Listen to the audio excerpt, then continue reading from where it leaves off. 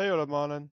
I'm just gonna make me some tea and just leave you with some music for now. I will be right back, but I just started this since I had to delete the source for this so I could use my VTubing model because apparently even though I wasn't using a scene, it was still using the camera.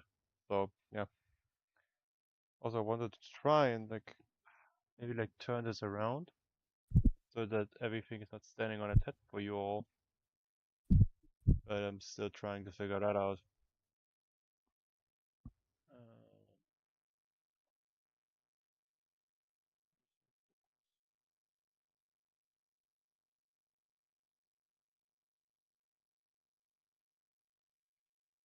Uh, I really have to find a better setup for this. But yeah, here you have some music while I'm gone making myself some tea.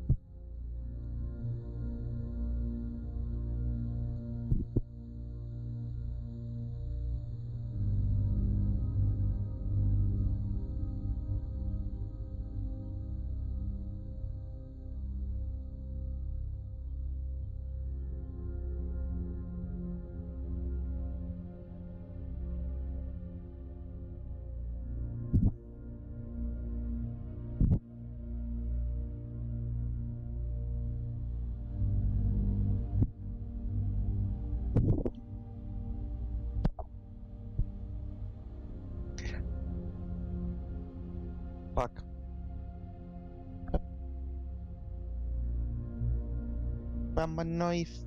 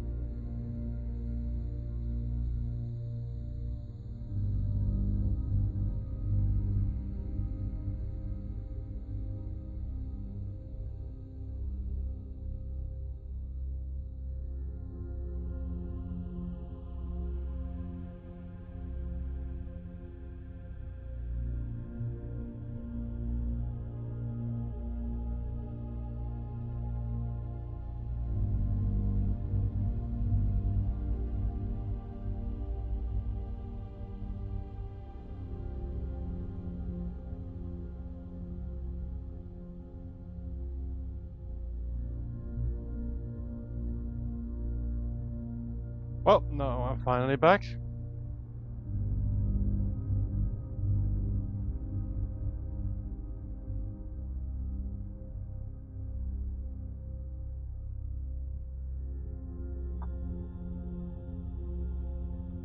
Wanted to show this.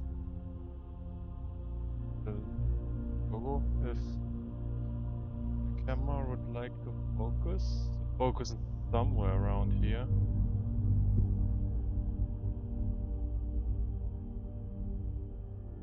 I do need to find a better camera for this.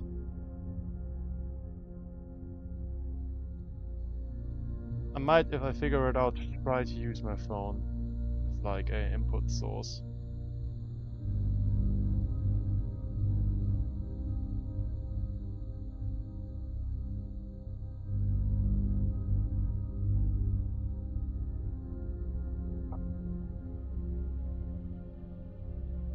Can I actually refocus this somehow? Oh, not possible.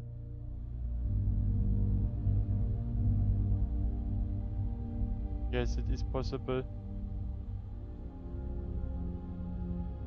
Nah, not getting paid enough for this. So that's what I wanted to do, build on stream. I also have some more models I want to build, but I was excited to get this guy finally.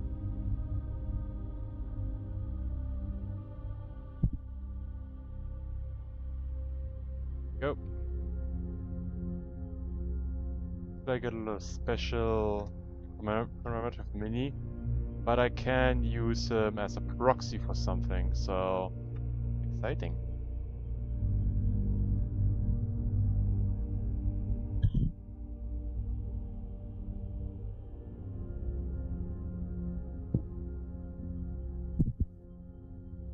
But before I start, I want to do just one more little thing.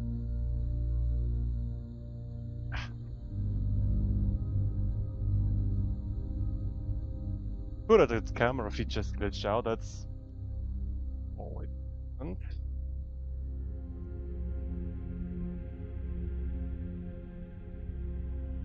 Yeah, it would be cool.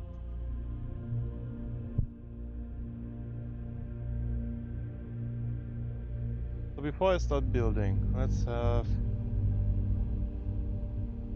a roll off, 4 dice. Let's see what we get. Okay, we have... Nothing. Well, yeah, we do have a 1, a 2, and a 5, and a 6. What do you get?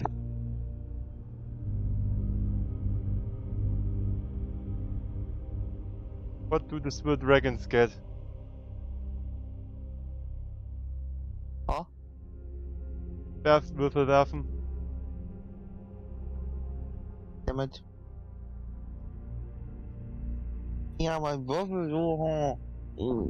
Hast du nicht die Schale und den Pancake jetzt? Yeah, I still have to stand up to reach them. God damn it, I was just laying back.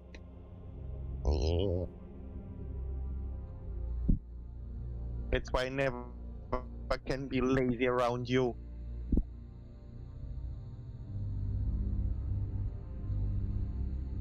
Woody.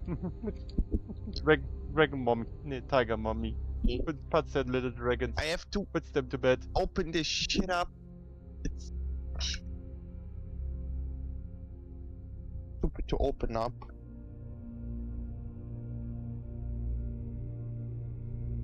Just a little game of... You take 20 dice, and you try to get them all to 6. 6. I got a 6. Ah, come on. Yeah. Got a 6 for a roll off. What do you mean? You wanna do a roll off? Right. You said I should roll a dice. I did. I got a 6. Nice. God damn it. Okay. So let's have a roll off and see what we got. Four dice, alright? You can select 4 dice. Wait a second. I have to take the 4 dice out and dice. Are you ready? Yeah. Okay, 4 roll. dices, right? 4 dice, yes. Yeah. What do you get? Well, 1 critical fail. I got 5, a 6, a 3, and a 1. a 5, 2 4s, and a 1. God damn it. You with your stupid dice luck. You've loaded dice. No, these are not loaded. Plus, I'm not doing it like this Yes, usually. you have, you have loaded dice. I do not have. Yes, you have. No, I'm not. Do you Prove me want wrong. Change my fluff. to change your fluff? You know all my dices. You have used them just yourself. They are not loaded. I have more dice than space on this stupid thing. Hey, come on! It helped you declutter your bag a bit. Yeah, but I still have more dice than space on this thing. There, 2 6s. I I not have physically more space for any more dice now in this thing. I packed them really tight. Yeah, but these are basically your playing dices, so Maybe. Uh, I put all my dice in there. So no.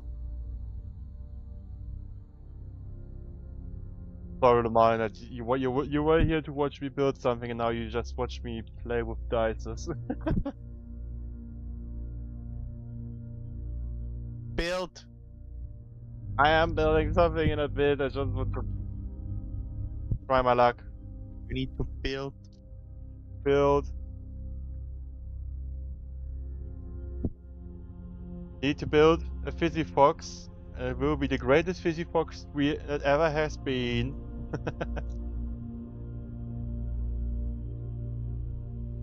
I thought you were a white tiger. Now you're an orange tiger. What the fuck? I am a white tiger. No, you're definitely a orange one. No, nah, please don't. No, don't. I just was making a joke. Also, I got 3 6s. We just have to just remind me that we have to eat a lot of nachos on your fur, so all the dust is actually clinging to your fur and making it orange. The Cheeto dust, man. Oh no.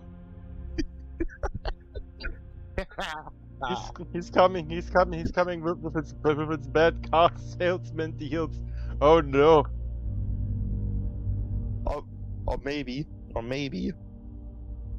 we will just paint all your fur orange when you sleep.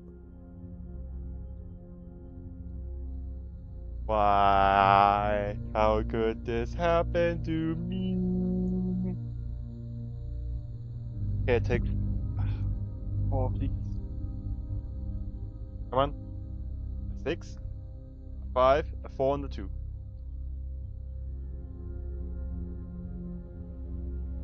A 5. And another 6. I want to honestly try these. The Blood Angel dice that I got. I honestly want to try them. How do I feel? These feel interesting.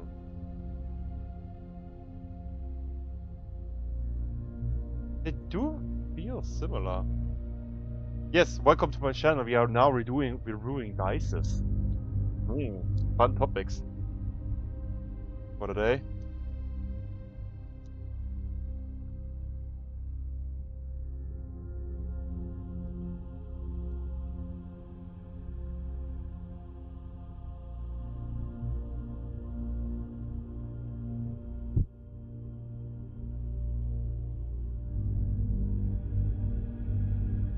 Are you still there, guys? Or have I bored you? Bored you away? Ah.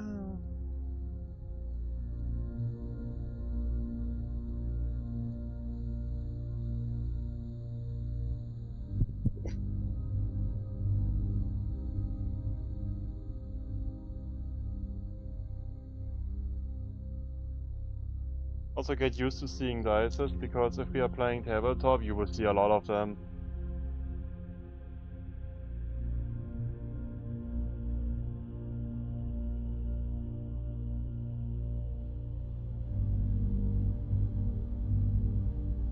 Oh.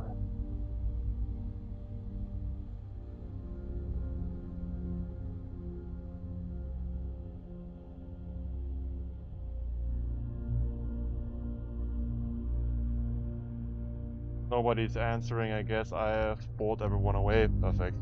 We are alone. Huh?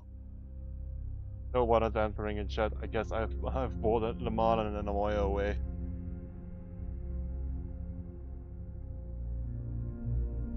Effectively. Your dice are narcotics.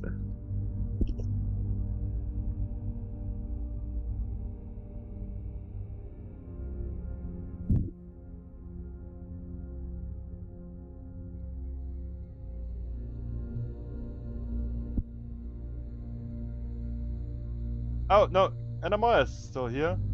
And Lamar is also still here. Cool.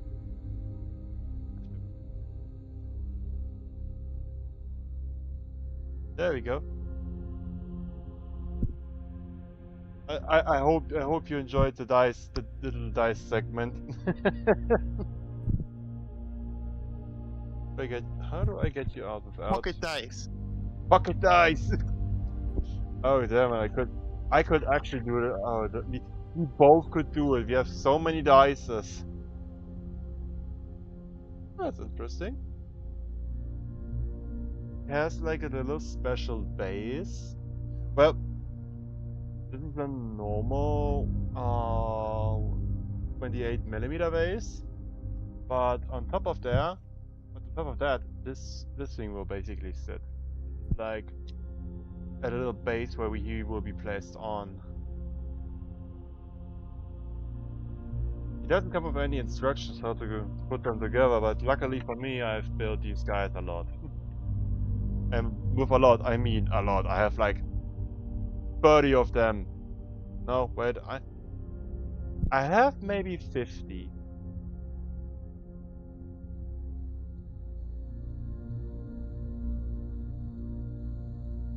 Well, I hope it will be cool, though this is probably a more low energy stream. But I will be changing this to maybe like some manga reading, because I just need something in the background and I need to switch this. But yeah, but firstly, hydrate.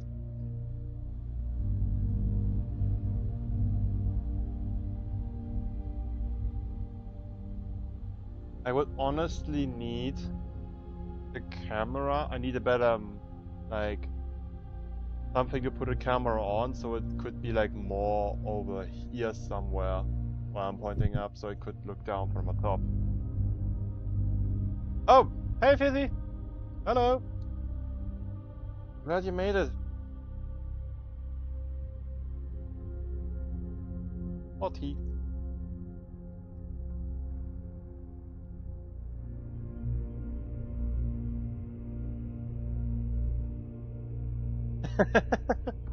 Yes, Anamoy attacked you with something. Go look in your mentions and look for Anamoy. He has attacked you with something. Oh, that's my face.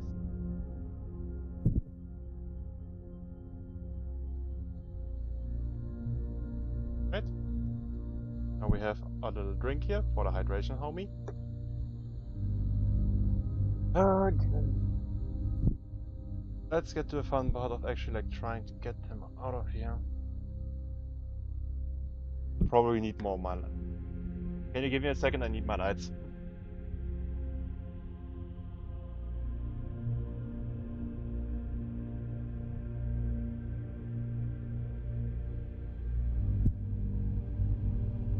I want to put something more popping on.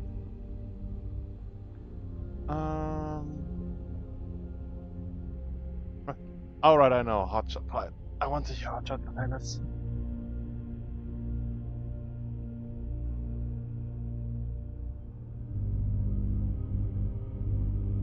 wait. I don't know what's. Give me a minute. 140k.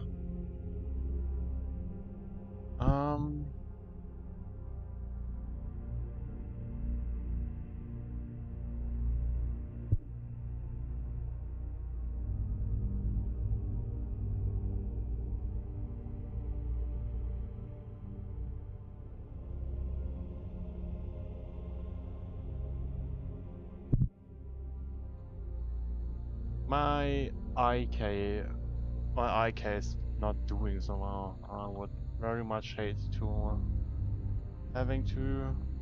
Yes, there we go.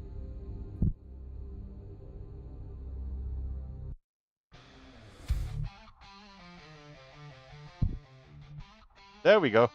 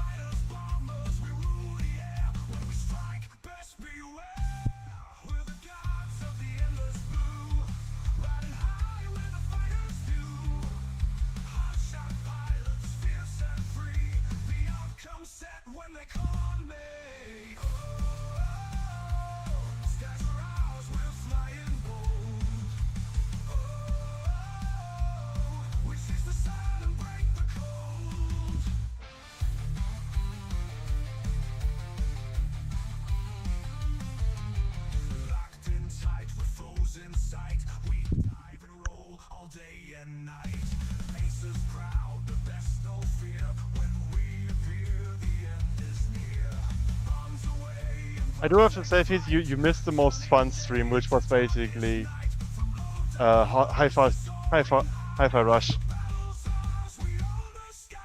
That was the more fun stream I did today.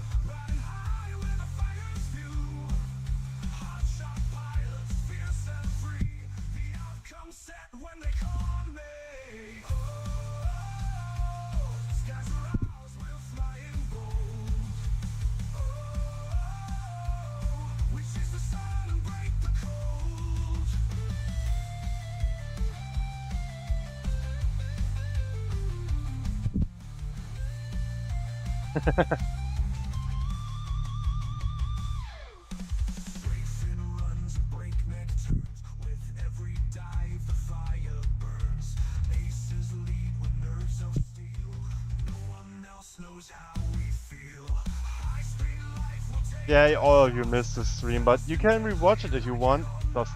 It's just 2 hours long. You could watch that pretty quick.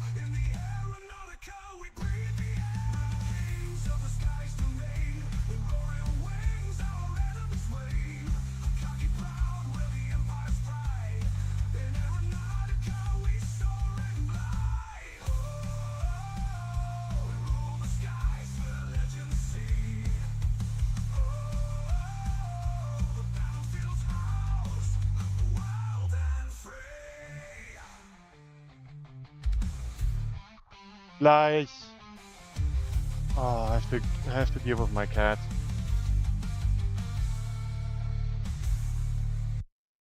Be right back. Putting on the chilling music again because give up. Oh, you have an idea. I'm gonna put on this.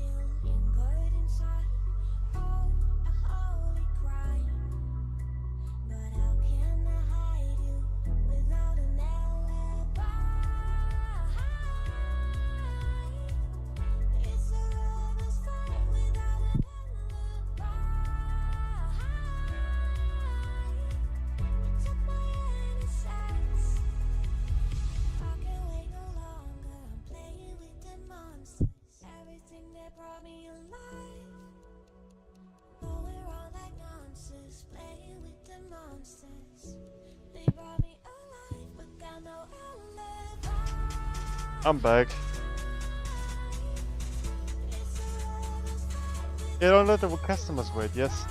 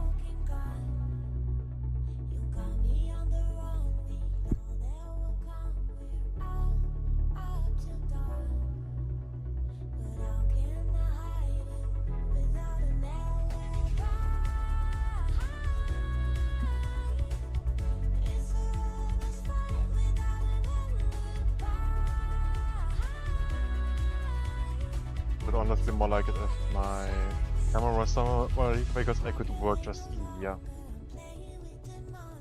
And yeah, this. Oh.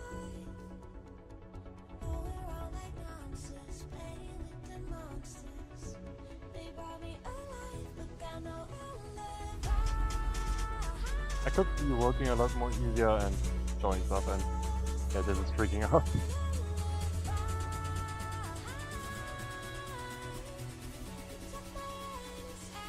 There's an auto sensor in this thing. God damn it.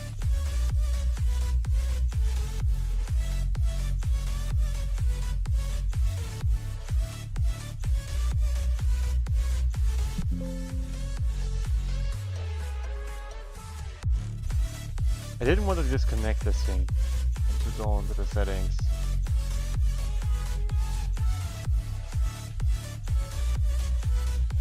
All part of the process. Yeah.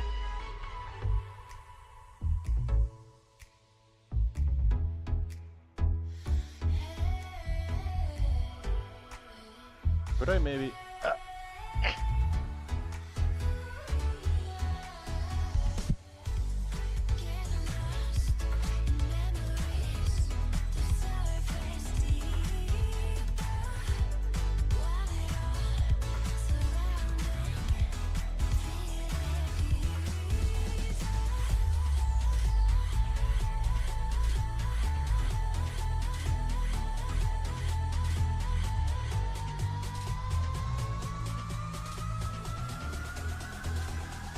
Well, kinda.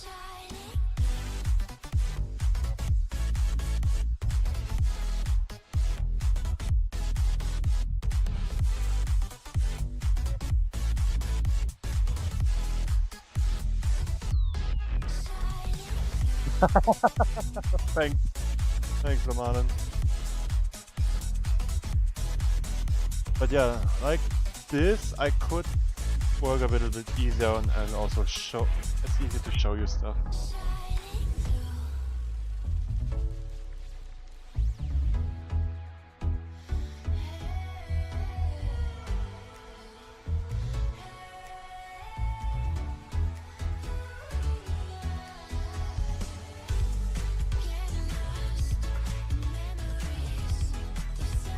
But you still can watch Ivy Comb. You don't have to watch me. You can have my stream on like a bit like smaller bit, on a smaller screen. Also, say hello to Hand. I can move my hand freely. It's just like I have a fracture in here, so can't move my hand too much.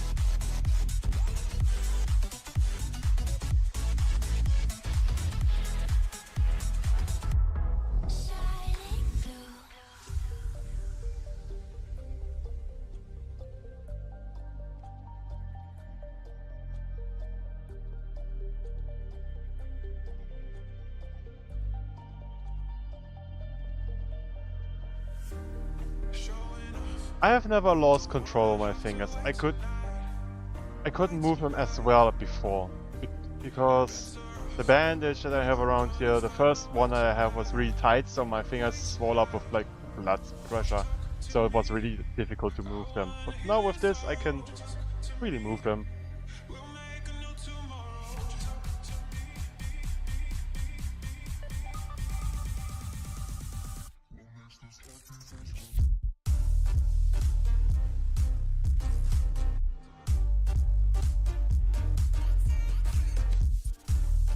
I need to look if there's like a mounting for monitor for my phone or for like the camera that I can put it.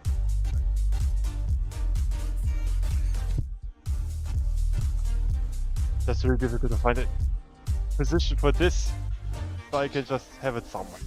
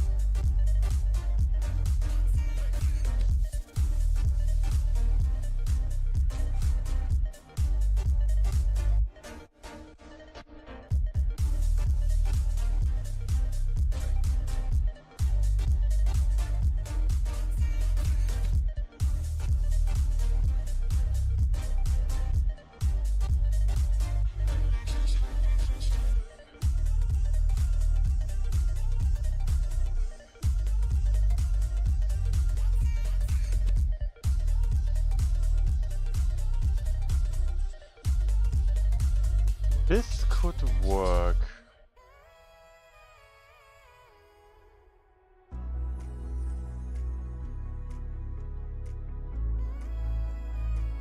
Maybe for next time I'm getting myself something like this, so I can just clamp in this camera, hope it doesn't freak out, and so I can mount it some way over here where you can look from above.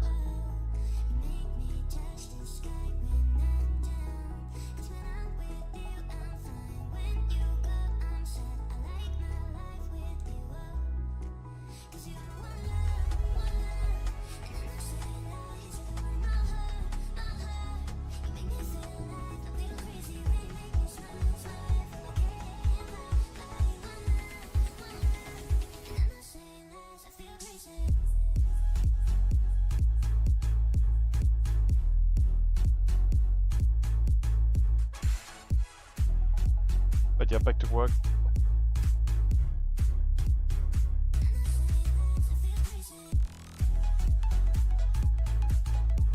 I know him.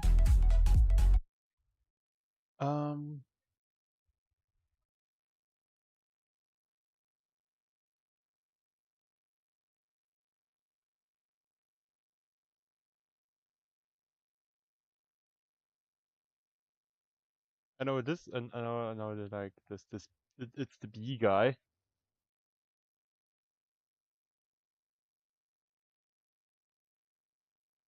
A couple days ago, I asked you to send me your questions, and oh my god, you sent me questions. Holy sh! I made a terrible mistake. Musically or TikTok? That's a pretty simple one. I'm gonna go with Musically. Fuck you, TikTok. Do you want to build a thorium reactor? Believe it or not, I actually used to be a huge nuclear physics nerd. Like, man. So yes, the answer is yes.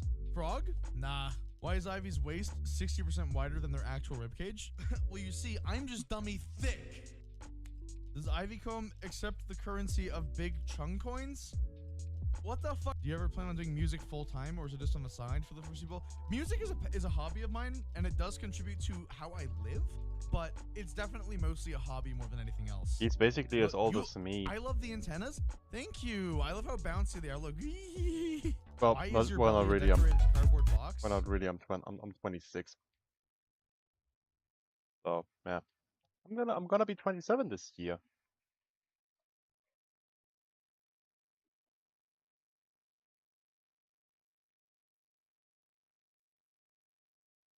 What if he streamed for his birthday? Then go over to his birthday stream. That's more important than my stream.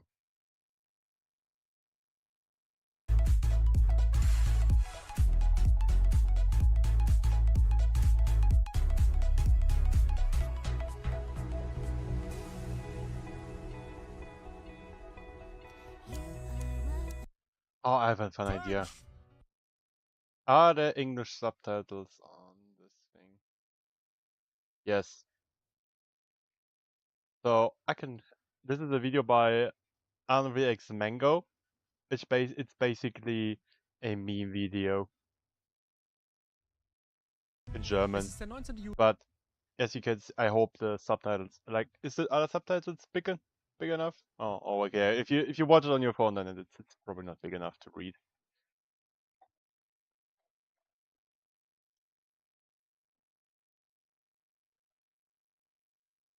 Oh, I can. Nope, that was the wrong thing that I grabbed. Oh, I put this somewhere up here. Bigger. That should be readable.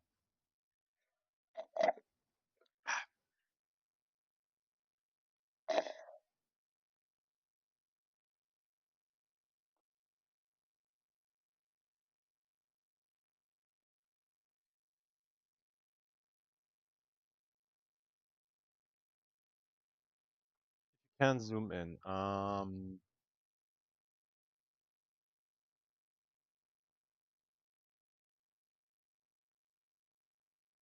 Better?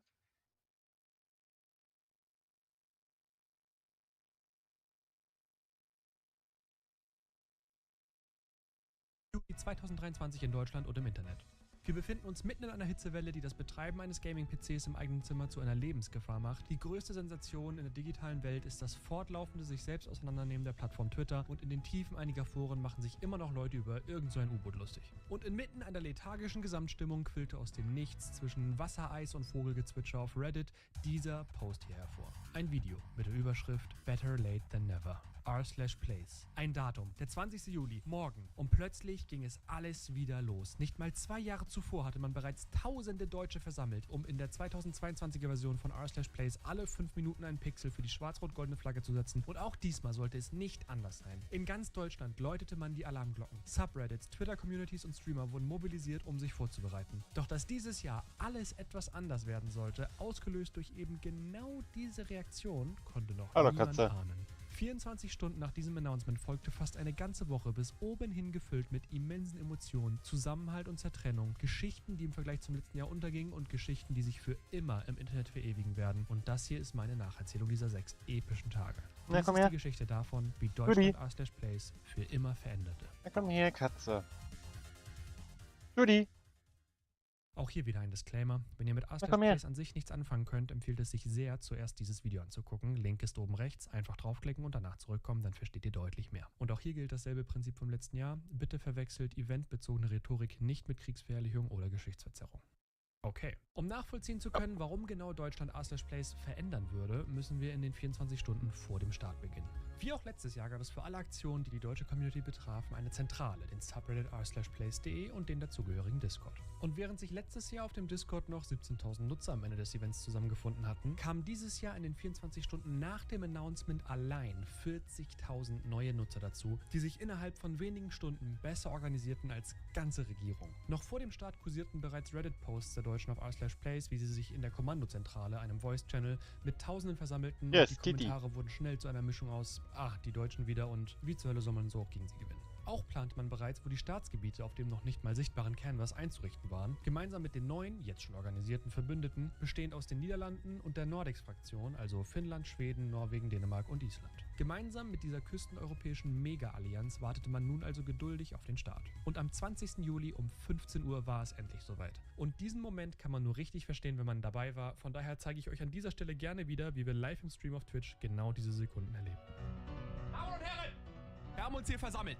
Ein neues Jahr eine neue Aufgabe. 2021 haben Ja, wir uns dann war ja alle das versammelt, die um etwas Großartiges zu schaffen. Und dieses Jahr sind wir zurück. Wir sind alle Ah, zurück, no. um die Farben Jo. Schwarz, Rot und Gold quer über den gesamten Ist-und. Canvas zu ballern. Rechts angefangen, nach links rübergezogen. Und wenn er erweitert wird, machen wir weiter. Und wenn es neue Sachen gibt, werden wir einen Weg finden, die deutsche Flagge da drauf zu knallen. Es ist egal wie, wir finden einen Weg. Und wir werden wieder diejenigen sein, wo die amerikanische Katze. Stimme drauf gucken, wo das Subreddit am Ende drauf guckt. Und sie sagen, was zur Hölle ist falsch mit euch? 5, 4, 3, 2, 1.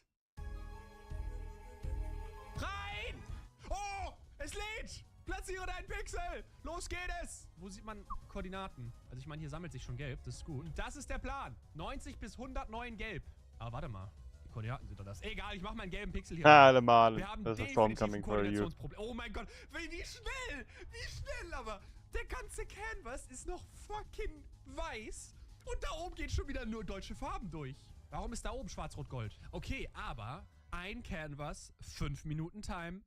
Es ist nichts anders. Und so ging es los. Die deutsche Flagge rollte mit Tempomat auf 210 über die Leinwand und machte keine Anstalten dabei langsamer zu werden. Die linke und rechte Seite waren zu Beginn etwas asymmetrisch, aber das löste man mit linker, links und Lichthupe recht schnell. Und die fertige Flagge stand innerhalb von 30 Minuten, noch bevor irgendeine andere Fraktion etwas Vergleichbares zustande bringen konnte, bereits fertig da. Die Organisation und Planung der letzten 24 Stunden trug direkt Früchte und das, was viele erwarteten oder befürchteten, je nachdem aus welchem Land man halt kam, wurde bereits zum Teil Wirklichkeit. Deutschland war aber nicht komplett alleine mit ihrer blitzschnellen Herangehensweise, denn auf dem Rest der Leinwand spielte sich ebenfalls Spannendes ab. Frankreich zum Beispiel, das im 2022er Place vor allem zum Ende hin extrem an Stärke gewann, erschien am linken Bildschirmrand mit augenscheinlich ebenfalls massiven Plänen. Auch eine Ukraine-Flagge spawnte inmitten des Chaos erneut und zog sich in die Breite, wenn auch etwas in Konfrontation mit einem der 2 Voids, eine schwarze Ansammlung von Pixeln, deren einzige Aufgabe es ist zu zerstören, was sich ihnen in den Weg legt. Nördlich der deutschen Flagge fanden sich auch wie geplant die Niederländer wieder, die man in der deutschen Community bei der Errichtung ihrer Flagge und der orangenen Verwechslungsgefahrregion tatkräftig unterstützte. Ebenso ging es mit den Nordics los, die ganz konträr zu ihrem Echtweltauftreten etwas Startschwierigkeiten hatten. Als die deutsche Flagge stand, trat auch dort der vorher schon geschlossene Bündnisfall ein und nach offiziellem Call wurden die Flaggen gemeinsam in alle Himmelsrichtungen erweitert. Doch vor allem erschien eines quer über den Canvas verteilt: Schriftzüge, die die Worte Fuck Spes beinhalteten, und das muss man einmal erklären, denn es ist für diese Ausgabe von artis ziemlich wichtig. Spes ist der Nutzername des CEOs von Reddit, Steve Huffman, und dieser hat vor kurzem den API-Zugriff auf Reddits Daten kostenpflichtig gemacht und damit viele, teilweise besonders bei Vollzeit-Reddit-Nutzern, sehr beliebte Third-Party-Apps getötet. Das kam alles andere als gut bei der Community an und so kam es vor einigen Monaten auch zu dem sogenannten Blackout, wo zahllose Subreddits in Protest zeitweise oder auch gänzlich den Zugang für alle sperrten, damit Nutzerzahlen und Werbeeinnahmen sinken, um ein Zeichen zu setzen. Viele vermuteten, dass Reddit r/plays auch genau deswegen zu diesem unüblichen Datum von einem Jahr mitten im Juli anstatt wie sonst am 1. April zurückbrachte, als ein Versuch, um sich bei der Community zu entschuldigen und um sie zu besänftigen. Nun, dieser Ansatz ging mehr nach hinten los als ein E-Auto im Rückwärtsgang, denn diese ganzen Schriftzüge werden weder die letzten noch die prominentesten sein, die wir in diesem Video noch zu sehen bekommen. Jetzt wisst ihr aber auf jeden Fall, was sie bedeuten. Doch kommen wir zurück zur deutschen Flagge. Vielleicht ist es euch in den Clips zu Herrn Hyperkapitalismus schon aufgefallen. Mitten zwischen den kleinen Communities und schwarzen Pixelansammlungen bildete sich eine kleine, zweite deutsche Flagge, die nicht vom Discord geplant war, scheinbar keine große Allianz oder Gruppierung hinter sich hatte oder in irgendeiner Art und Weise einen konkreten Plan zu haben schien, und trotzdem demonstrierte sie unfreiwillig etwas, das den Rest des gesamten r/plays-Events 2023 für Deutschland komplett neu definieren sollte. Das Void wich hier aus. Junge, guck mal, selbst die kleine Deutschlandflagge wird geskippt vom Void. Warte, Moment. Das Void skippt die kleine Deutschlandflagge? Haben die Angst? Sogar vor denen? Einfach so Grundrespekt aus dem letzten Jahr oder was? Oh mein Gott. Das Void, das keine Ausnahme macht, das einfach alles schwarz macht, hat Respekt vor der kleinen Deutschlandflagge. Oh mein Gott. Das ist ja lächerlich. Diese Umstände ließen eigentlich nur eines vermuten. Nach dem letzten Jahr und nach allem, was die Deutschen in den letzten 24 Stunden schon fabrizierten, hatte man schlichtweg Angst vor den schwarz-rot-goldenen Pixeln. Überlagern bringt eh nichts, sie holen es sich eh zurück und wenn wir Pech haben, holen sie sich noch mehr. Und diese Mentalität, diese Mischung aus Angst und Respekt in den Köpfen der anderen Pixler sorgte dafür, dass auch die eigentliche Flagge der Deutschen komplett in Ruhe gelassen wurde. Und das war ein Umstand, den man selbstverständlich so gut wie möglich zum eigenen Vorteil nutzte. Und nachdem die harte Arbeit der Errichtung der eigenen Flagge und 5 anderer Flaggen erstmal abgeschlossen war, entschied man sich, wie all die Jahre zuvor auch, das zu machen, was nach so viel Arbeit nur sinnvoll ist, wieder mal mehr Arbeit. Es ging also an die traditionelle Dekoration der Flagge. Direkt zu Beginn setzte man auch mit der deutschen Community ein Zeichen gegen Steve, das Kapitalistenschwein, und gleichzeitig ließ man auch im übertragenen Sinne das wohl ikonischste Dekorationselement der Deutschlandflagge 2022 wiederkehren. Es folgte ein Getränk, von dessen Namen ich erwartet hatte, dass es deutlich öfter in Trollversuche der Spes-Schriftzüge involviert sein würde, als auch ein Ottifant, der nach reichlicher Überlegung und erst einigem Widerstand im Discord, weil man sich in Deutschland gerne aus Prinzip gegen neue Sachen wehrt, eine Skibrille in Anlehnung an Ottos und Ski-Agus Kooperation in einem zu diesem Zeitpunkt reichlich viral gehendem Lied über Jungs aus Friesland aufgesetzt bekam, als auch eine Genehmigung erhielt, sich genüsslich ein paar Schlücke Spezi schmecken zu lassen. In gesetzestreuer Manier wurde anschließend Grundgesetzartikel 1 in aktuell gesellschaftlich relevanten Sprachen in die Nähe gedruckt und Jules erhielt für sein Video zu dem Place-Phänomen sein Pikachu auf der Flagge nicht viel später gejoint von einer Mango repräsentativ für meine Version, für die ich immer noch mega dankbar bin an die deutsche Community. Verteilt auf der Flagge entstanden noch einige andere Artworks nach und nach, bis ein Großteil bereits mit Motiven gedeckt war. In dieser Anfangsphase lief die Kommunikation auf Hochtouren und Schnelligkeit wurde für gewöhnlich über Präzision priorisiert, sodass einige Artworks noch ausbaufähig, aber immerhin erstmal zu sehen waren. Aber vor allem passierte rund um die deutsche Flagge eines: gar nichts. Dazu trug unter anderem auch die Existenz der demilitarisierten Zone bei. Das war dieser gelbe Streifen unter der deutschen Flagge, der ursprünglich aus falsch gesetzten Pixeln für die Flagge selbst entstand. Denn als man sich organisierte, wurde der untere gelbe Bereich eigentlich abandoned, doch ein Haufen deutscher Pixler setzte den Streifen anscheinend trotz bereits fertig darüber hängender Deutschlandflagge fort. Und da man nicht wirklich wusste, was damit zu tun war, umrandete man den Streifen einfach schwarz und benutzte ihn erstmal als eine Art Pufferzone, unter der auch andere starke Parteien wie Frankreich stockten. Die DMZ fütterte die Theorie, welche die Situation zwischen dem Void und der kleinen Deutschlandflagge schon vermuten ließ, weiter. So ganz erklärt das aber immer noch nicht, warum nicht mal jemand vielleicht Unwissendes versuchte, an irgendeinem Ende der Flagge anzugreifen. Naja, und das lag vermutlich daran, dass es bei dem, was die Deutschen auch außerhalb des Canvas trieben, schwer war, nichts mitzubekommen. Denn was Planung und Bürokratie anging, haben die Deutschen es auch während alles schon lief für die Verhältnisse des Events mal wieder komplett übertrieben. Fast 80.000 Bilder, die mitarbeiteten, 41.000 davon aktiv bei der Nachtwache dabei. Im absoluten Peak saßen 6.500 Leute gleichzeitig in einem Voice-Call, wodurch Discords Infrastruktur so sehr litt, dass nur für die Deutschen der Server auf einen eigenen Cluster umverlagert wurde, denn 115.000 User schrieben über 600.000 Nachrichten und saßen 23 Jahre lang in Voice-Calls, um pixelgenau herausgegebene Vorlagen 1:1 auf den Canvas zu pixeln, und als auch das nicht mehr reichte, programmierte man ein eigenes Overlay, das direkt auf r/place genau zeigte, wo welcher Pixel hingehörte, und all das kulminierte gemeinsam in einer großen, reibungslos laufenden Maschine, die über alles rüberfuhr, was sich ihr in den Weg stellte, und in den vergangenen Stunden, als auch in den noch kommenden, ein Gegner war, den niemand, egal ob Nation oder Streamer, sich leisten konnte zu unterschätzen. Und in Anbetracht dieser ganzen Umstände war es auch nicht sonderlich verwunderlich, dass man lieber vorsichtig war, wenn man versuchte, den Deutschen an ihr virtuelles Bein zu pissen. Ganz so einfach wurde es dann aber doch nicht. Denn nicht auf der eigenen Flagge, aber schon bedrohlich nahe, nämlich in Schweden, erschien ein Void des spanischen Streamers Rubius, der auch schon letztes Jahr auf r/place mitmischte. Dieses wurde zu diesem Zeitpunkt von wahrscheinlich 50.000 Viewern aktiv unterstützt, und ob Angst vor Deutschland oder nicht, das war eine Zahl, die man nicht ignorieren konnte, also versuchte man gemeinsam mit den Bündnispartnern gegen anzukämpfen. Verbotszone in seinem Chat zu etablieren. Void! Void! Void! Was zum Fick? Das grinsende rote Gesicht, guckt durch. Oh mein Gott. Dagegen gehen, dagegen gehen. Wie es aus dem Nichts kam und sofort dieses grinsende Gesicht auftaucht. Oh mein Gott. Weg damit, schließt das Void. Das ist Rubius schon wieder. Oh mein Gott. Okay, dann hält's nicht lang, aber wir gehen gegen an. Mal sehen, ob wir es schaffen. Wenn wir das schaffen, dann können wir alles schaffen auf dem Canvas. Guck mal, wie das schon wieder zugeht. Guck mal, wie das schon wieder zugeht. Let's go. Let's go, alle rein da. Oh, wir kommen gut gegen an. Wir kommen wirklich gut gegen an. Guckt euch das an. Richtig nice. Oben rechts ist ein russischer 12K-Streamer. Dafür ist das ein ganz schön klägliches Ergebnis. Er ist es also. Wir werden von Dick angewichst. Wir werden von Dick angewichst. Die wichtigen Calls. Also die sind nicht weg, aber er hat aufgegeben, glaube ich, oder? Ich glaube, er hat aufgegeben. Also er ist immer noch drauf mit der Kamera, aber ich glaube, er hat aufgegeben. Aber wir müssen weiter gegen pixeln. Aber das heißt, er hört damit auf und da formt sich das Neue. Ach Gott, okay, wir müssen jetzt irgendwie an 2 Fronten kämpfen. Welche Seite zuerst? Das ist eine gute Frage. Ich würde eine Balance machen aus beiden. Also das sieht gerade erstmal gut aus. Das Problem ist, der hier, der ist größer. Der hier, der schafft irgendwie nichts. Ich habe das Gefühl, der expandiert nicht explosionsartig. Der hier kann explosionsartig. Ihr habt ganz genau. Okay, alles hier hin. Oh mein Gott, wir müssen das hier verteidigen. Ja. Hier rein. Alle den Pixel hier reinsetzen. Erstmal das hier weg. Erstmal das hier. Ja, sehr gut.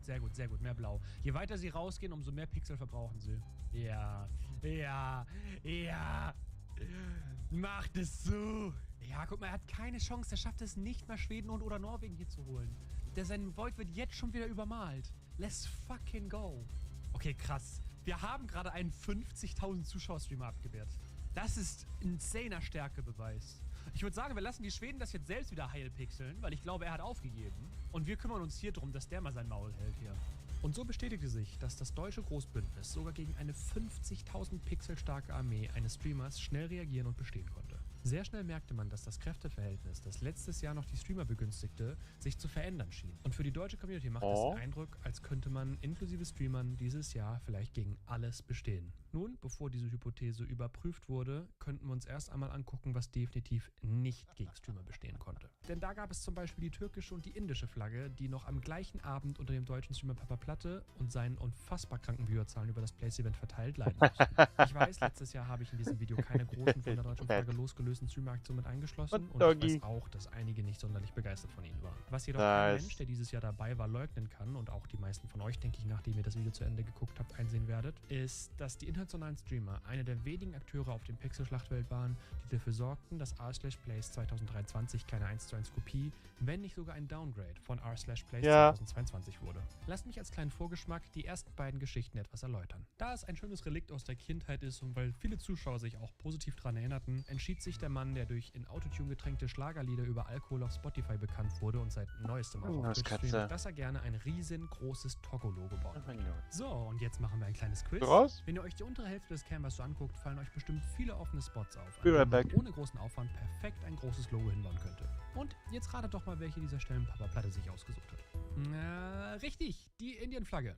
Welche Synapse für diese Entscheidung zuständig war, weiß ich nicht, ist an dieser Stelle aber ehrlich gesagt auch reichlich egal. Denn in den folgenden 2 Stunden entbrannte so ein Kampf zwischen einem Land mit 1,4 Milliarden Einwohnern und einem Bruttosozialprodukt von 795.979.974.937 Twitch-Subs und Kevin.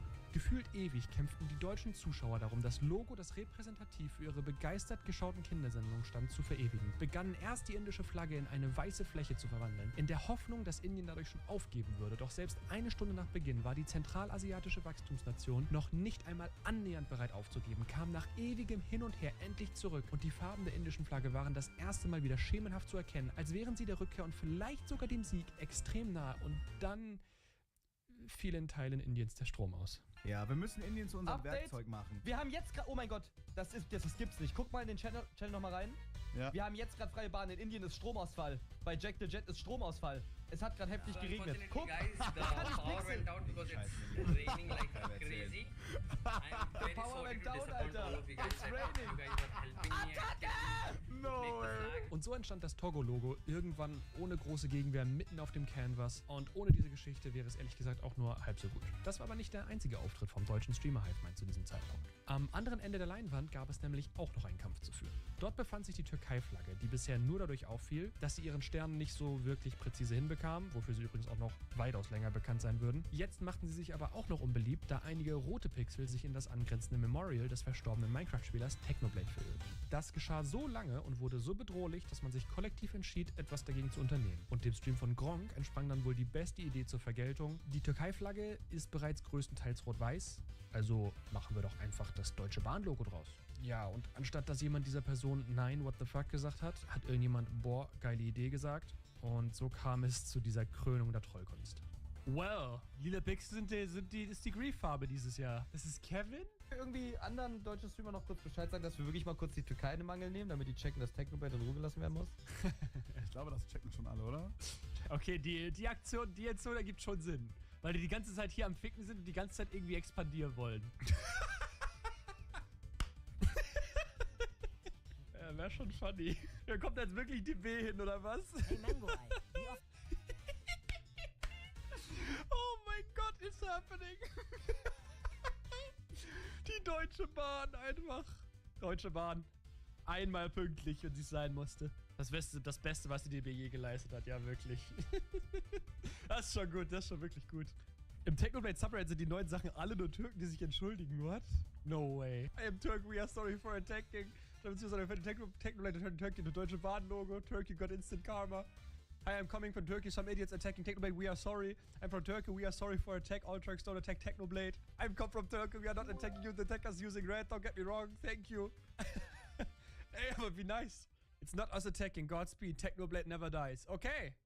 Okay. Und während all diese Dinge auf dem Canvas entstanden und es langsam Abend wurde, stand die deutsche Flagge am oberen Rand der meisten Bildschirme so fest, dass es schwierig war, auch nur einen Makel auf ihr zu erkennen. Schön verbildlicht von diesem Reddit-Post, der auch etwa zu dieser Zeit auftauchte und im Titel schreibt: Es ist schwieriger, den Deutschen zu helfen, als sie anzugreifen. Da es nun aber dunkel wurde in Deutschland, erwarteten viele, wie auch letztes Jahr, dass über Nacht einige Bereiche zurückgeclaimt werden würden.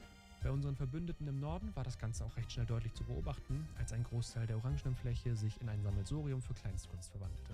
Und während diese Willkür in den Niederlanden wütete, kam das Ausmaß der nächtlichen Anarchie auf der deutschen Flagge ganz anders zum Vorschein. Irgendjemand pixelte Blumen ästhetisch korrekt an das kein Tempolimit-Schild und ließ diese subtil in die DMZ wachsen.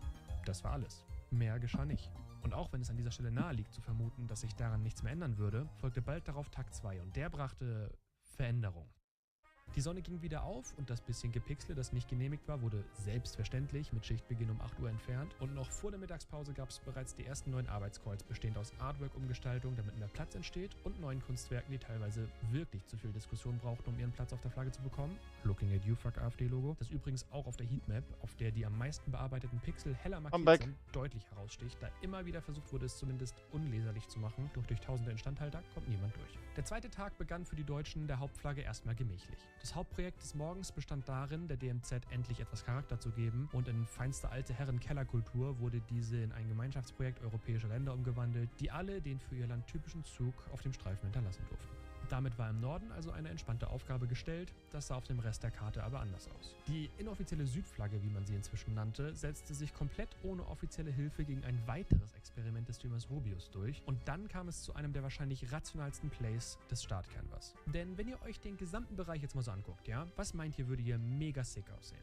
Und viele von euch würden jetzt bestimmt super clevere und berechtigte Dinge antworten, wie große Artworks von kulturell relevanten Dingen, vielleicht auch mehr Gaming-Referenzen, oder einige würden vielleicht sogar spekulieren, dass ein größerer Canvas eine schöne Sache wäre, auf die man sich vorbereiten sollte. Und was denken sich Jan Philipp, Sören, Paul und Niklas irgendwo tief in Hessen um 9 Uhr morgens? Boah, weißt du was? Die USA-Flagge hier, die hier, würde übel nice in Schwarz-Rot-Gold aussehen. Und aus den paar Pixeln machte das deutsche Hive-Mind das eine, und damit meine ich wirklich das eine, was niemand von euch eben auf die Frage, was hier noch fehlt, geantwortet hat, noch eine Deutschlandflagge. Und innerhalb eines Tages gab es plötzlich dieses Ding mitten auf dem Canvas, von dem wieder niemand wusste, wie sie da eigentlich hingekommen ist, und wieder wurde es relativ in Ruhe gelassen. Deutsche, wirklich. Zwar blieb diese Flagge nicht bis zum Ende bestehen, aber als ein Zeichen an alle anderen diente sie allemal. Vorerst passierte aber nicht mehr in dieser Ecke, und schon bald verschob sich die Aufmerksamkeit gewaltig, denn am Nachmittag des zweiten Tags folgte erneut eine Erweiterung, die zwar erwartet war, aber trotzdem nicht wie erwartet ablief. Warte, ist jetzt wirklich neuer Canvas? Das sind jetzt so viele? Nicht wirklich, oder? Ist es soweit? Es ist soweit! Aber diesmal nicht verdoppelt. Das heißt, wir kriegen diesmal einen links, einen rechts. Wir ziehen durch! Wir ziehen durch! Pausiert die Subgifts! Geht an die Pixel! Rüber da! Oh mein Gott, wir sind schon wieder so schnell im Vergleich zu allen anderen. Watermelon is now property of the Drago Republic. Yes. Guck mal, hier die ein paar Leute so fangen an, ein paar Pixel zu machen, und Deutschland schon fast fertig. Wir sind fast fertig. Was geht im Discord ab? Canvas oder weiter, einfach nach rechts pixeln. Ist schon gar nicht mehr überraschend. Alle Leute so, oh ja, okay, machen wir jetzt, ne? Rüber da! Ich find's so krass, wie Deutschland einfach schon steht. Frankreich hat so einen leichten Anfang unten rechts, aber Deutschland steht einfach schon. Fertig. Ja, deutsche Flagge ist fertig. Fast. Das ist schon wieder so krank. Es ist genau das gleiche wie letztes Mal, aber es ist so crazy trotzdem. So, neuer Canvas, und guckt euch den Vergleich an. Guckt euch den fucking Vergleich an. Mit der Überlegenheit eines perfekt trainierten Kyogris, das einem Glumanda gegenübersteht, demonstrierte die deutsche Community auch mit dieser Erweiterung, dass sie sich alles nehmen würde, was sie bekommen kann, und das in einem Tempo, in dem niemand mithalten konnte.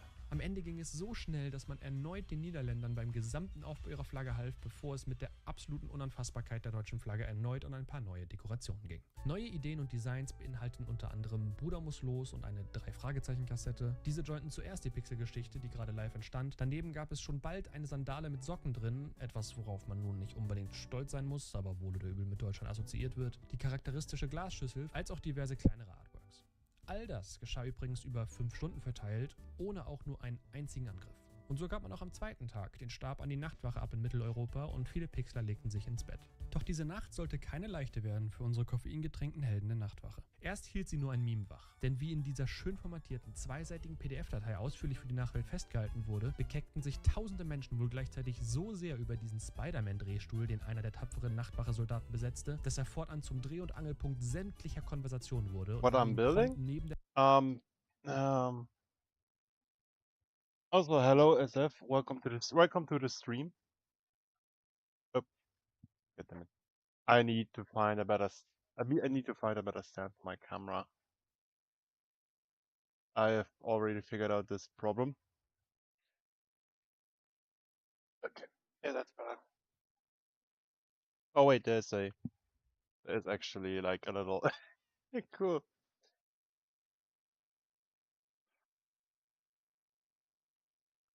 Ah, I can see I already fucked up. Okay, that will be fine.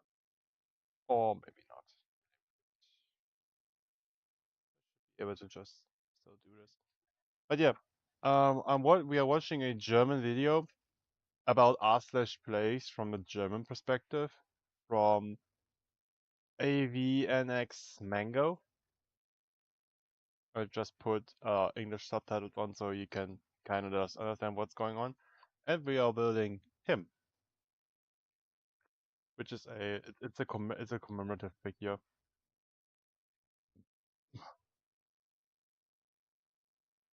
Instandhaltung der Flagge So how are you doing it? zumindest temporär. Und so war der Stuhl geboren. Und dieser musste auch direkt performen. Denn das erste Mal seit Beginn des Events näherte sich eine aggressive, sich ausbreitende Macht der deutschen Flagge. Die Argentinier. In Südamerika war es zu diesem Zeitpunkt 10 Uhr abends, in Deutschland 3 Uhr nachts. Und der argentinische Streamer El Spreen saß gerade mit zehntausenden Zuschauern live am Canvas und wollte die blau-weiße Masse in den Norden expandieren lassen. Zur Erinnerung, wenn es auf dem Canvas letztes Jahr zu Zusammenstößen von Communities oder Flaggen kam, meist tagsüber, setzte man häufig auf die Abwarten-Taktik. Denn gegen 60.000 Twitch-Zuschauer konnte man auch auf deutscher Seite tagsüber zwar gegen ankämpfen, aber nicht sofort gewinnen. Und jetzt guckt euch an, was 2023 nur die Nachtwache ausrichtete. Nachdem Indien und die Schweiz besiegt wurden, traf die argentinische Flagge auf die deutsche Flagge. Kurzzeitig konnte sie durchbrechen und bis an den nördlichen Canvasrand vordringen, doch von dem Moment an dem ihr Übertritt bemerkt wurde, feuerten die schwarz-rot-goldenen Pixel der Nachtwache zurück und fingen an, die Südamerikaner von zwei Fronten aus anzufressen. Der Kampf war alles andere als einfach und trotzdem brauchte es nicht mal eine Stunde, bis die Invasoren den Klauen des Stuhls nicht mehr standhalten konnten und das erste Mal in der deutschen r/plays-Geschichte schaffte die Nachtwache es, eine Aufgabe zu vollbringen, für die andere Communities ihre gesamte Kapazität gebraucht hätten, sodass um 4 Uhr schon keine Spur der Argentinier mehr auf der deutschen Flagge zu sehen war. Währenddessen machten die Inder übrigens auf ihrem eingeschränkten neuen Staatsgebiet Herzen zu Argentinien, aber weil die Deutschen es einfach können, entstand um 2:30 morgens einfach noch eine deutsche Hive-Mind-Flagge, die aus Frankreich hinaus nochmal in die Argentinier reingrätschte. Vielleicht aus Prinzip, vielleicht auch einer Zufall. Kaum war die Nacht aber vorbei und die Nachtwache abgelöst, ging es auch schon weiter. Denn wie erwartet, öffnete am westlichen Ende der Leinwand ein neuer Canvas, der die bepixelbare Fläche weiter in die Breite zog. Und ganz genauso wie bei allen vorherigen Erweiterungen overperformten die Deutschen in jeglicher Hinsicht. In 15 Minuten war die Flagge komplett erweitert und auf dem gesamten neuen Teil der Leinwand konnte niemand so richtig mithalten, außer die Franzosen. Genau mit diesen sollte es an diesem Tag aber auch zu einem klitzekleinen Problem kommen. Denn während nach Fertigstellung der neuen Teile die deutsche Community sich wieder an die Dekoration machte, mit Mauerfall-Memorial, 420-Pflanze und dazugehörigem Lauterbach, als auch noch einigen anderen Kunstwerken, passierte auf der neuen französischen Flagge genauso viel wie auf einem deutschen Regierungsgipfel zum Thema Digitalisierung. Nix. Und das machte nicht nur in der deutschen Community viele Pixler verständlicherweise etwas wütend. Denn so gerne sind riesige Flaggen schon sowieso nicht gesehen. Wenn sie dann den Canvas aber nicht mal bereichern, wirken sie wirklich nur wie große symbolische Handtücher ohne großen Mehrwert. Und so kam es am dritten Tag zu einer niedergewesenen Aktion, die einen Dominoeffekt sondergleichen auslösen sollte. Unsere zersplitterte Deutschlandfraktion, die nichts mit uns zu tun hat, aus irgendeinem Grund greift jetzt so nach, nachdem wir eben den Friedens-Airbus gebaut haben hier. Oh Mann, Alter. Warum, though? Warum? Das ist Kevin wieder. Oh Mann, Alter. Der kann die Ecke doch noch nicht in Ruhe lassen. Schafft er das jetzt wirklich da unten? Er schafft das wirklich? Ich meine, die Franzosen werden jetzt logischerweise denken, dass wir das sind. Oh Mann, der Discord hat auch zweigeteilt zwischen warum macht ihr das und endlich. Ich meine, das bringt halt nichts. Das wird niemals bleiben, oder? Die Diplos klären das hoffe ich auch. 2 Fronten. Oh mein Gott. Das kleine Deutschland fängt auch an. Das kleine Deutschland macht mit dem anderen Deutschland da unten mit. Als ob das jetzt wirklich passiert. Das heißt, Platte greift da unten an. Die Mini-Deutschen hier oben greifen an. Das Void geht auch drüber. Alle sehen das gerade als Zeichen der Schwäche und gehen jetzt auf die französische Flagge. Also an sich ist das natürlich nicht gut. Aber es ist wenigstens mal spannend. Es passiert wenigstens mal irgendwas, was bisher nicht passiert ist. I mean, es ist unmöglich, dass das bleibt, eigentlich. Discord Voting. Oh mein Gott, es ist 50-50. Da wir nur den Franzosen helfen können und unseren Ruf verteidigen, würden wir die linke französische Flagge gegen die falsche deutsche Flagge schützen. Die französische Flagge soll gefixt werden. Honestly, ich find's gerade spannend. Es voten noch mehr Leute dagegen als dafür. Oh mein Gott, die Leute sind... Oh mein Gott, guckt euch den Discord an. Guckt euch das da unten an, wie die Votes durchballern. 1700 dagegen, 1400 dafür zu helfen. Die Frankreich-Flagge ist sonst leer, das stimmt halt wirklich, ja. Ich meine, die haben noch nicht mal ihre rechte Flagge fertig dekoriert. Okay, 2,4k gegen helfen, 1,7k für helfen. Wisst ihr was, Leute? Ich beschwere mich seit 2 Tagen, dass alles so ist wie immer. Ich setze meinen Pixel hier jetzt auch. Die Österreicher invaden auch. Die Österreicher kommen mit. Einige Leute steigern sich da richtig rein in den Thread dazu. Ihr spinnt, ihr Vaterlandsverräter. Neue Discord-Nachricht. Der aktuelle Plan für die linke französische Flagge ist eine vollständige Community-Übernahme. Außerdem wird auch der Space der untersten deutschen Flagge für Communities freigegeben. Okay. Okay. Das ist der Call. Jetzt kommen die Spanier auch noch. Schwarzes Display. Schwarze Pixel, schwarze Pixel. Oh Junge, die Kommandozentrale füllt sich wieder. Voiden ist freigegeben. Das Voiden ist freigegeben, Leute. Und so geschah es. Das erste Mal in der Geschichte von r/plays übernahm eine große Länderfraktion eine andere. Und dass es ausgerechnet die Kombination aus Deutschland und Frankreich sein musste, ist wohl auch kaum abstrakter einzuordnen. Streamer jointen und planten große Artworks auf der einen Seite der Flagge, kleine Communities beteiligten sich überlagerten anderen. Elvin Dudler, hello. Seine schwarzen Arme How are you doing? An rote französische Pixel in sich aufzusaugen und es hörte nicht mehr auf. Aus dem eigentlichen Plan, die Flagge nur zu voiden, wurde selbstverständlich am Ende auch nichts, denn natürlich geschah genau das, was zu erwarten war. Eine kleine Deutschlandflagge nach der anderen spawnte auf der oberen Hälfte von Frankreichs neuem Staatsgebiet und mergte nach einiger Zeit in eine große Gesamtfläche, die keinen blauen oder weißen Pixel übrig ließ. Parallel kam es weiter unten zu dem Shigo-Incident, als die durchaus bekannte Dame aus Kim Possible als gemeinsames Streamer-Projekt von Rubius, Papa Platte und Co. über die Flagge gelegt wurde und sich schnell zu einem Reddit-Mod-Angriff denn wenn das Internet eins gut kann, dann Dinge sexualisieren und tada, über 18 Stunden kämpften random Nutzer aus ganzer Welt darum, Shigo Nippel und einen Penis zu pixeln, die so gut gemacht wurden, dass ich sie euch hier nicht mal zeigen kann, während die Reddit-Mods verzweifelt versuchten, alles wieder und wieder zu entfernen. Die Schwäche der französischen Flagge auf der linken Seite wurde übrigens noch weiter genutzt, als eine Community unter der Anleitung des Streamers Cellbit eines der ersten super eindrucksvollen Kunstwerke seiner Community entstehen ließ und diese gefühlt nebenbei auch nochmal eben die gesamte östliche Flagge der Franzosen komplett voideten, nur weil es witzig war, und das untere Drittel sogar permanent für sich beanspruchen konnten. Der Plan, den noch deutsch gefärbten neu eroberten Space in Community-Fläche umzuwandeln, wurde auch umgesetzt, aber nicht etwa, weil man es passieren ließ. Nein, es gab einfach plötzlich etwas deutlich Wichtigeres zu tun. Im Norden tauchte erneut ein neuer Teil des Canvas auf. Mehr Platz hieß also erneut mehr Schwarz, Rot und Gold, doch diesmal lief etwas schief. I should hear properly. Don't feel bad. I don't have any. This doesn't hurt. I have no pain. This is just annoying. Der Beauftragte für die Ankündigung neuer Koordinaten, Terz, war genau. But thank you for joining the stream. Appreciate it. Und so wusste niemand wirklich, wohin mit den Pixeln und man fing einfach irgendwo an. In diesem Fall hier oben und als Terz kurze Zeit später an seinen Computer zurückkehrte, wurden die richtigen Koordinaten gepostet und mit der offizielle Bau der Flagge, welche als Quasi-Spiegelung der bereits existierenden dienen sollte, auch endlich eingeleitet wurde. Nun, diese Nacht sollte aber noch deutlich spannender werden. Denn inzwischen hatte die Nachtwache wieder das Zepter. Anstatt die Geschehnisse aber einfach nachzuerzählen, würde ich euch jetzt gerne einen Bericht vorlesen, den einer der tapferen Nachtwache-Soldaten während alles live passierte schrieb, denn wenn wir schon Quellen aus erster Hand haben, finde ich, sollten wir die Nacht mit den Augen der Pixler betrachten, die anwesend waren. Also los. 0 Uhr. Die Tagsschicht verabschiedet sich zu ihrer wohlverdienten Erholung.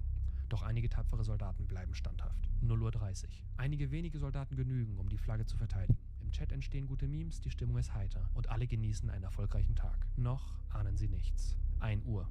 Entgegen allen Erwartungen wird der Canvas nach oben erweitert. 1:03 Uhr. Der Ping erfolgt umgehend. Alle Soldaten springen auf, bereit ihre Pflicht zu erfüllen. Keine Gefahr ist zu groß. Noch bevor eine Strategie der Admiräle entsteht, stürmen sie drauf los, bereit das deutsche Hoheitsgebiet zu erweitern.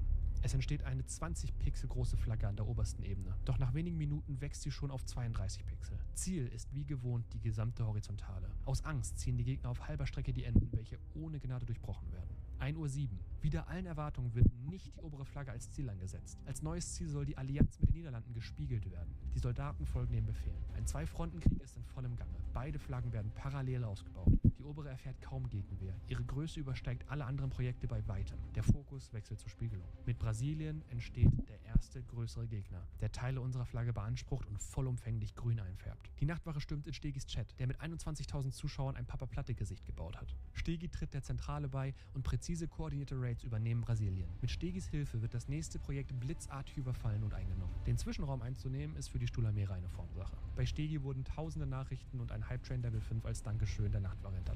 2 Uhr. In den nächsten Stunden werden die Flaggen befüllt und die ersten Artworks erstellt. Die Diplomaten werden nach Brasilien geschickt, um die Fronten nach der von uns in der Mitte durchtrennten Flagge zu glätten. 3:28 Uhr. Es konnte keine Einigung erzielt werden, wonach wir uns im Krieg befinden.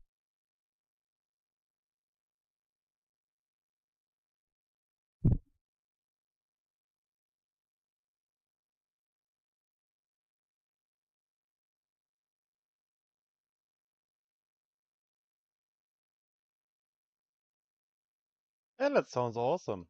I just paused the video to have a read of your comment. Your day sounds awesome. You're not gonna lie. I mean, better than mine with just this arm being mostly in my way.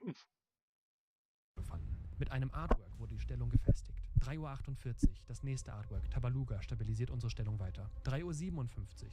Ruhe kehrt ein und die Produktivität steigt.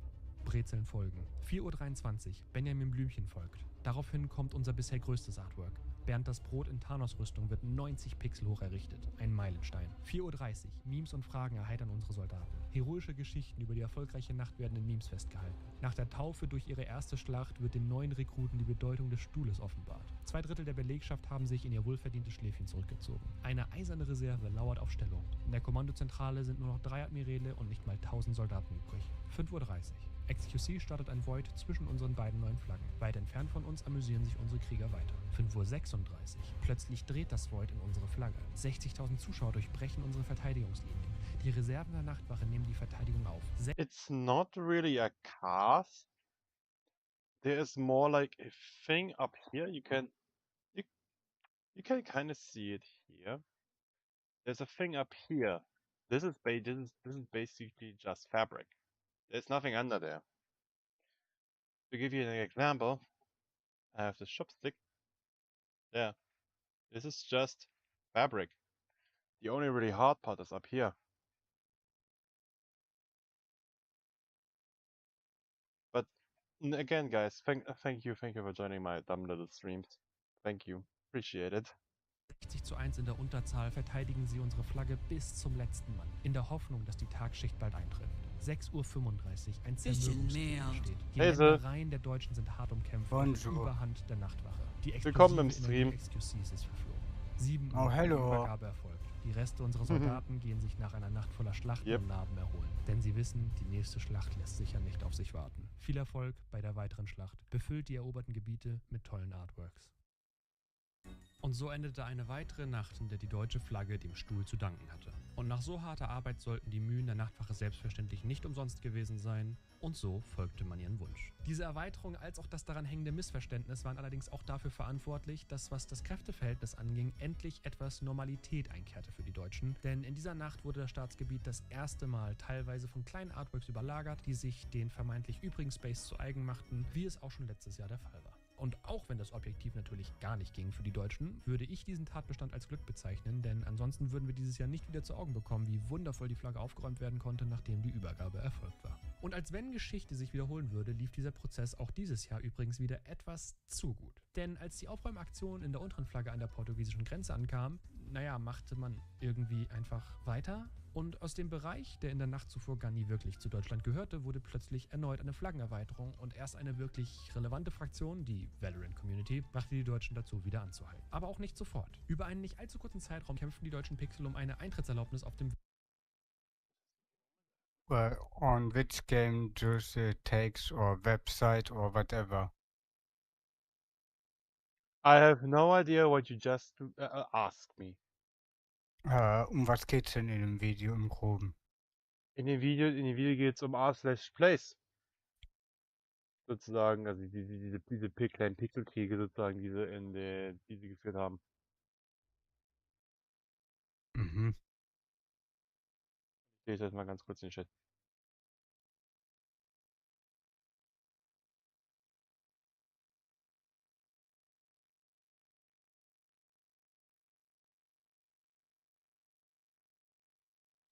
Yeah, that really sounds like an awesome day, Arian. Yeah, I know you say it's not a problem, but for me, it means something that like people take the time to like actually come to my dumb little stream and say that they actually enjoy it, which is surprising to me. Valorant Artwork, doch bekamen sie nicht. Letztendlich auch, weil man aktiv half, Valorants Artwork mit zu verteidigen und so die deutsche Hivemind-Krake, die dank dieser Aktion später übrigens auch mit diesem wundervollen Artwork ihren Platz auf der Flagge bekommen sollte, im Zaum halten konnte. Sowohl die Verwirrung bei dieser Erweiterung als auch dieser Übermut führten dazu, dass man als deutsche Community nun aber eine deutlich größer als erwartete Fläche zu verwalten hatte und über den 4. Tag verteilt dann auch auf der deutschen Seite mal ziemlich in Zugzwang kam. Und boy, wenn die Deutschen Werner, müssen, Lidl. dann schaffen sie es. Ein Kunstwerk nach dem Ja, nächsten wurde ey. auf die Flaggen gedruckt. Von einer Wiederkehr des Stuhls über Comic- und Kinderserien-Anlehnungen in Massen und Recyclingmüll, denn Müll trennen ist eine nationale Identität. Ordnung muss sein. Bis hin zu kulturell relevanten Personen und I just going to pause the video real quick and make window disappear. Just show you this because camera would focus on it somehow.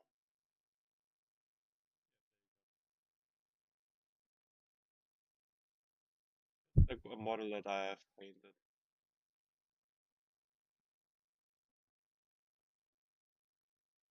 The little doggy. Oh, yeah, it does.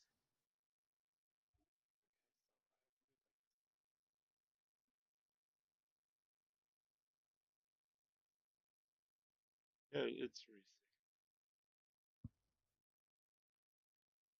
sick. But this is an older model I've already painted. And now, I just wanted to try. I can out. There.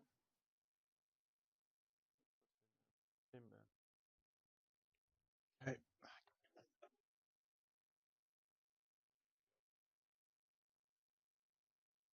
Should see him good enough, I guess. Hm.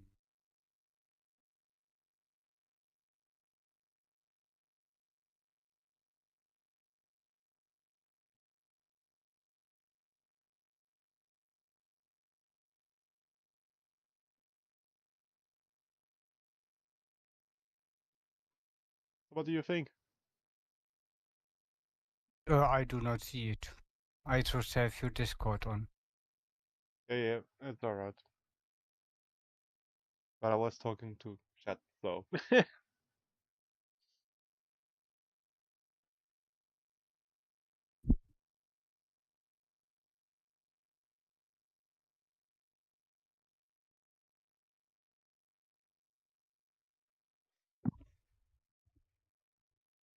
Thanks, Avian. But this is just the small stuff. I'm gonna get my chonka. I'll be right back. I'm getting the plastic chonka.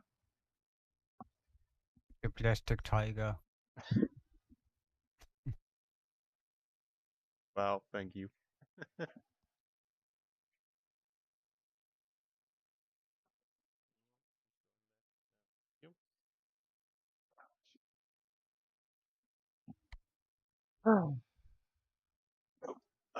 There we are. The plastic chonka. Look at this. Look at this thing. Eee. Just like think that this thing weighs around like 50 grams of just pure grade plastic.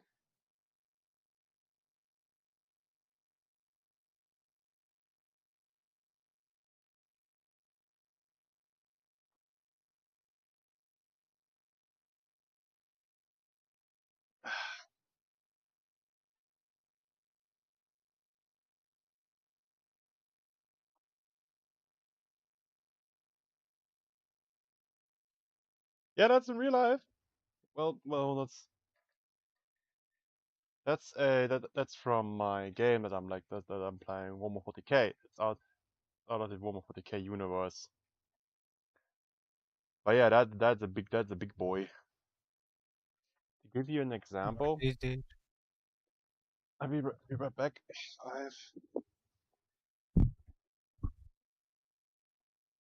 yeah.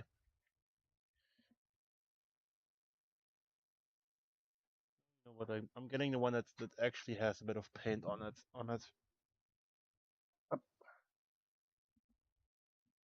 From my faction. Up. That's damn it! I hit that. Better solution for a camera.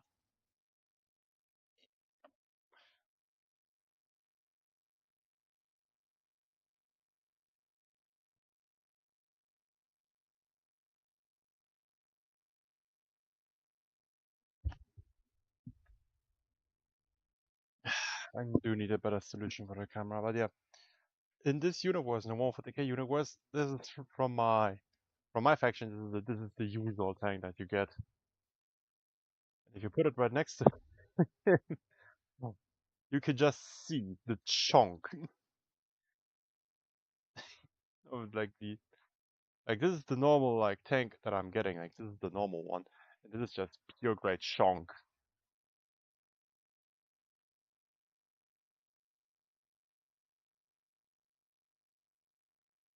I wanted to show this one because it does already have some amounts of paint on it, but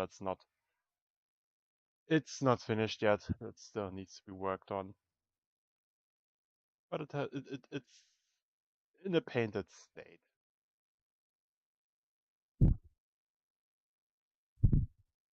For comparison, this is like a normal soldier that I have. So if I put him in front of here, he's just reaching up to the upper plate from here.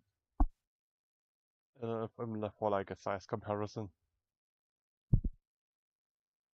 Yeah, that is big and chunky.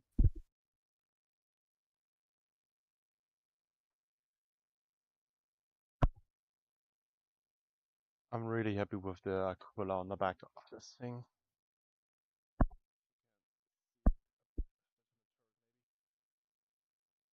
You can't see it. There's the skull with the wings. And I'm not sure if you can see it, but he has some silvery elements on the wing. The wings are gold with a light silver.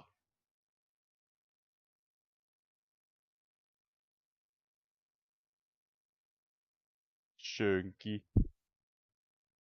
Yes. But it's hanging. But yes, because this has recently broken off. The heavy MG over here did break off recently in a transporting accident because my case fell over and this part broke off.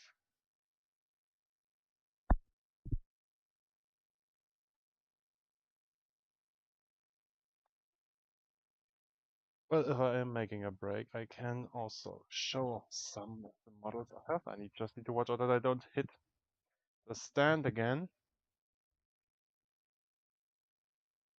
So let's have a look. Ah, yes, I could show off this,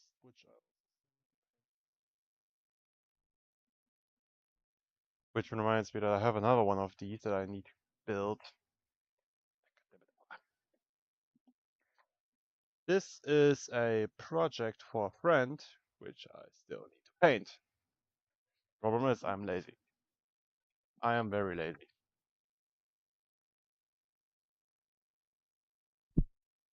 I need to spray. I need to spray the first layer on him and then paint this guy up. What? My cat is not here. She went out. She went outside again. For 5 minutes. Yeah. we know how your cat functions. The kitty to be functioning. Yeah, your kitty really just wants a new room. The fuck? I'm Yeah, not. I'm not too sure though. Like with you, don't take it wrong, but with your English, sometimes it's just not understandable at all. It is because of my dialect. It No, is no, no, that. no, no, not because of your, Dialect. not because of your dialect, It but is. Ah, no, sorry, it is accent. Dialect is if it's in the country. Accent is Yeah. if it's outside. Sorry. not on. It's not really. It's not really your dialect, but mostly how you structure your Oh yeah. sentence. Also, I I mixing did up something else. English grammar with German grammar. And not only when I speak, but also when I write. So yeah. So sometimes my sentence make structurally no sense. You always sound like you're struggling to build a sentence. Don't take it wrong, okay? Yeah. No, I could understand that. Also, since Adrian has returned, Adrian, look at this pure grade chunk of a tank.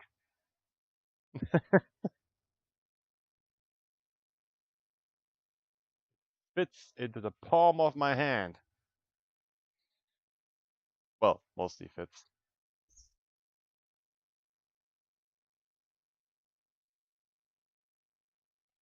And I wanted to also show these because these are little walkers for a different army that I have, but I could also use them with my army. They're like small walkers. And I am going to get the bigger one of them. Give me a moment. I just need to go to my thingy. Yes, a different thing I want to show, which is why I took these small walkers out, is this thing, which I also have. The cockpit is not missing. It's in the transport compartment, but in order for me to paint this, I cannot put the canopy on before I have to like leave it loose and gently paint over it because it's actually see-through plastic. So yeah, if I want to still see these dudes, it will be a lot of work. But yeah, that's my Valkyrie, my transport plane with like two little like rocket drum max.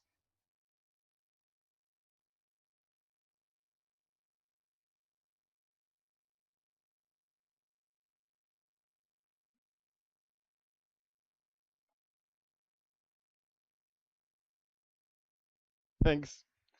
I have more stuff to show, so give me a minute. I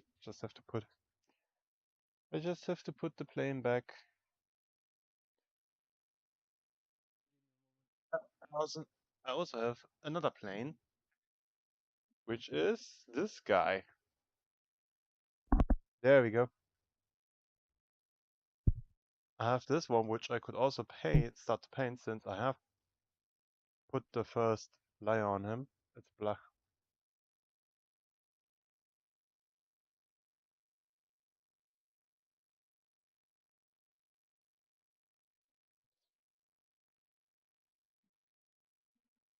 Okay, but now I am getting one of the bigger robots. I'm getting you. Come here.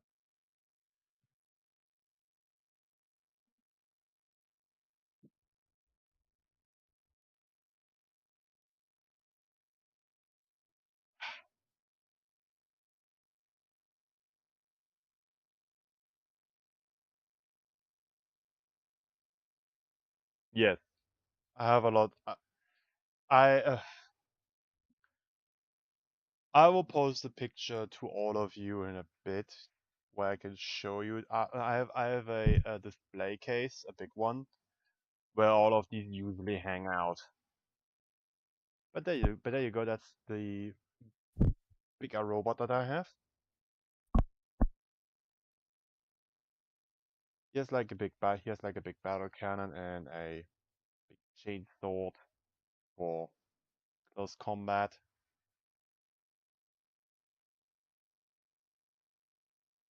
The fun stuff about these things, in particular about like these robots, they're from the Imperium and they are called knights. And back in the golden age of humanity, these robots were used to colonize planets. These were basically big ass farming machines. Yes, the chainsaw that this guy has on here was there to just cut trees.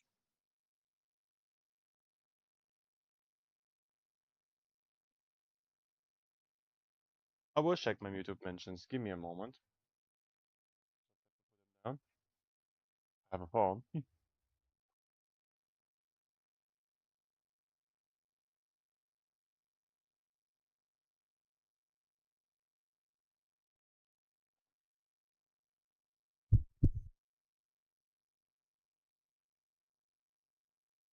Hey, nice! You got an award. Oh, Alright, congrats. that's awesome, Avian.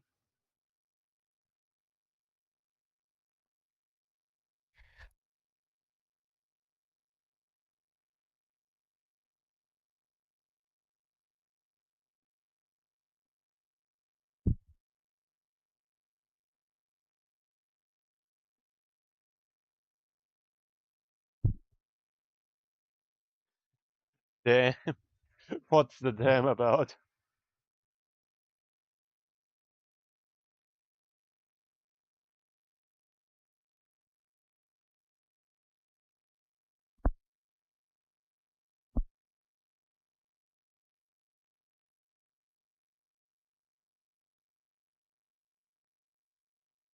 But yeah, usually.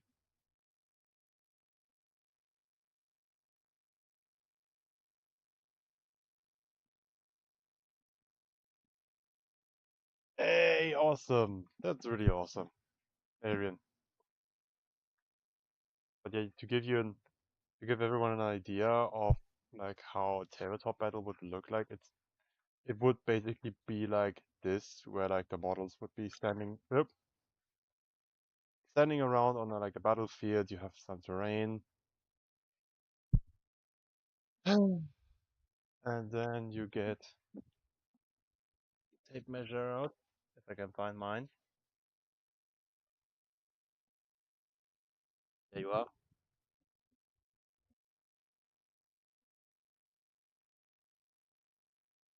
And you basically be measuring like for him, you'll be measuring from the base of how far he could go, his weapon range and everything. And fun bit for everyone, for you. This thing is in inches. It's a measuring Oh tape. yeah, Yep, because since this game is made by the British, everything is in inches.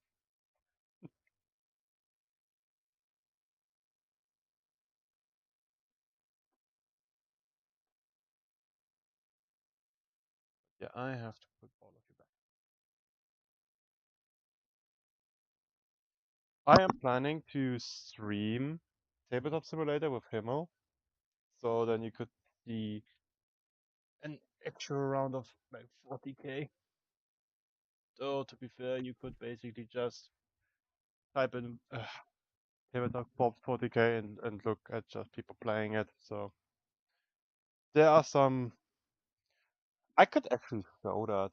Yeah, give me a moment. I mean, probably there's videos already out. There, there, So as I, there are videos out, and there are videos of like people who like have more energy than me, and also know how editing software works. oh yes. I mean, you could learn with the editing software. I could, but there I would be then in the business of producing videos and not live streaming. Oh yeah.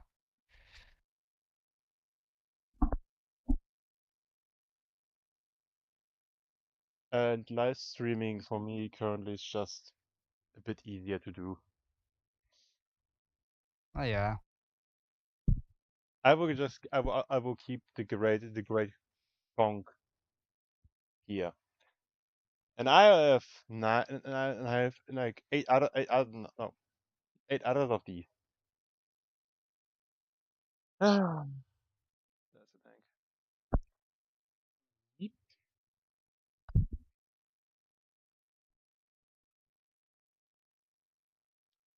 Ah, yes. There is, of course, chaos in there. There's only chaos in there. Oh well.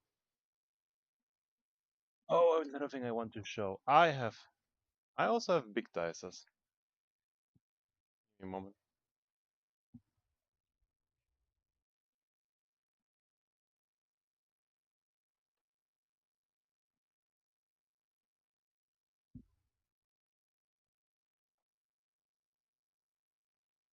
Tabletop doesn't need to be a role-playing game, but it can be. But yeah, like Yeah. that's my D20, the bigger one. I would say primarily it's a board strategy game.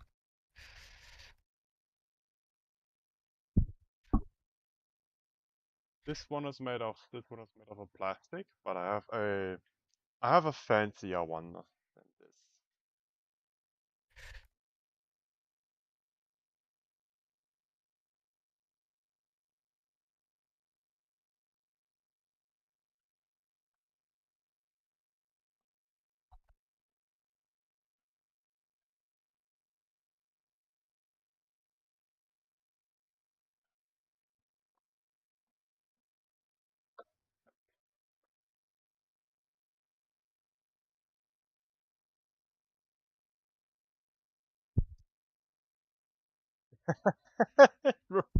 Hey, don't worry, Avian. But yeah, look at this. This D20 is made out of glass and it's beautiful. There is also a D20 out of tungsten. Oh, not the topics. Yeah, I know. Sorry. I could leave for easy if it's more comfortable. No. That's not the issue. It was just kind of not what I was showing. Like, yeah, there is probably a D20 out of tungsten, but I don't have that, and I was showing one that's made of glass. No, that's not diamond. That is just regular glass. It's beautiful, and I do not throw it. I use it as like a live marker, but I shall not throw this thing because if it breaks, this thing is hecking expensive. So nah. Wait, No. Oh, wait a minute. I mean, yeah, it's not my money, so. fuck you. But yeah, so don't worry. You can't stay here. You okay? Don't worry about it. Yeah. Just have to dig through all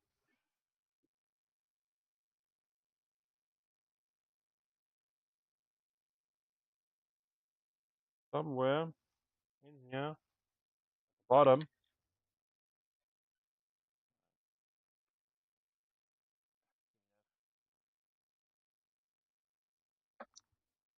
Yeah. Yes, fun building stream. You might have started to have a fixation. Oh, believe me, there's definitely dice to be collected. Like for example, when I saw this dice set, I needed to get it.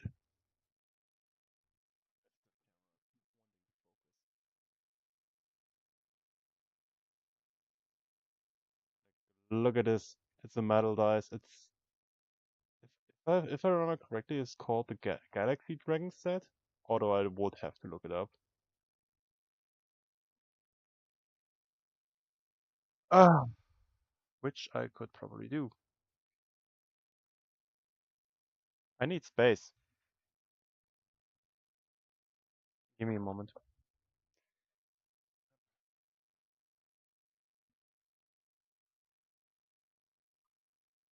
Um,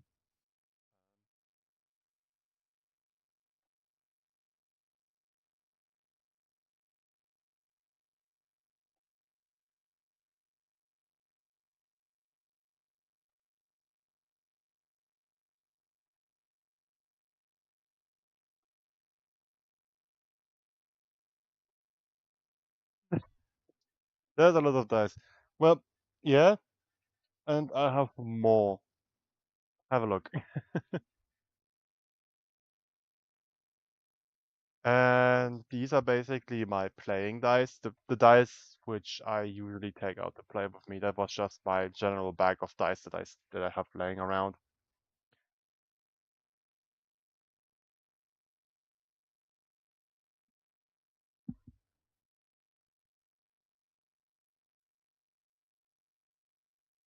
I guess you can also see the scarf on my arm. I got pretty banged up.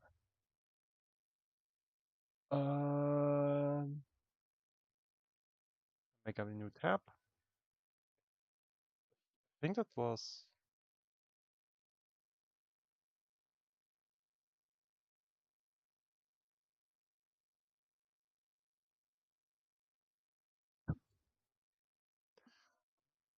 I have PD. Yes, it was what it was.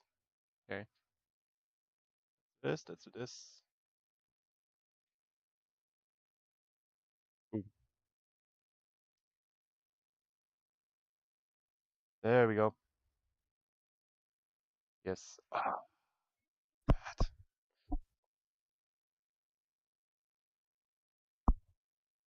Oh, the fuck! I need them. Oh no! Oh no! I knew it. I knew it was a. It was a. It wasn't. It was a. Ah, god damn it! I knew it was an error to look at this on the side. Damn it!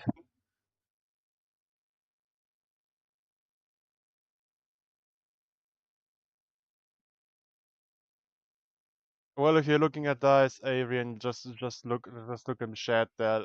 Let's just look in the stream because yeah. Also, please ignore all my tabs up there. Please, just don't pay them any mind. They do not hurt you. Oh, god damn it! Oh, god, no! Ah, they're also frosted ones.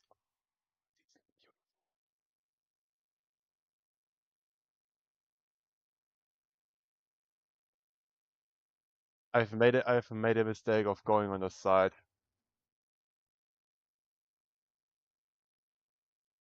Ah, yes, this is. I got. This is a dice that I got Tiger for a birthday. Like, look at this. They're like little eyes suspended in fluid in there, and when you move the dice, the eyes move. Oh, that's so freaking cool.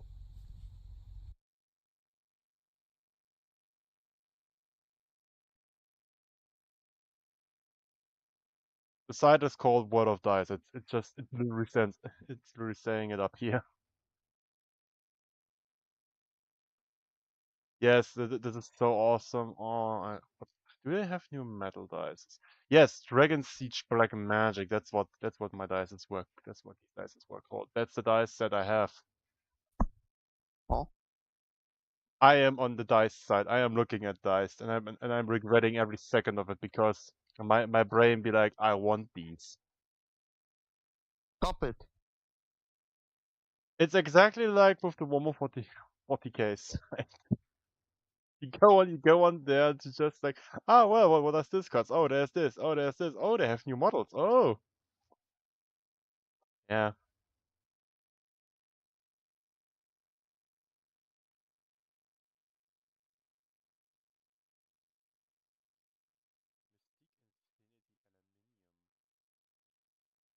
They don't know that. Wow. I like I like these, but I like the blue ones. I like the red ones more.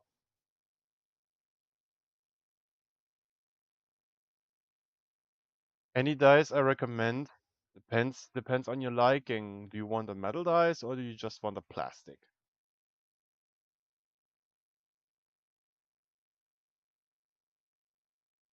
I have these actually. Well, it's different ones, but I have these. You can also do on this side.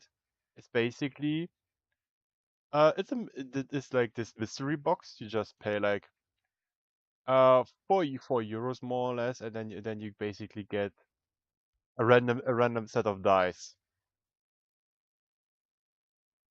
If you just want to try your luck.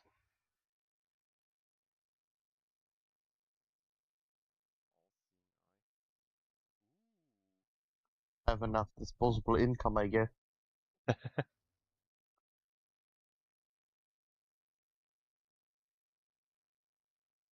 Canadian, I didn't know that.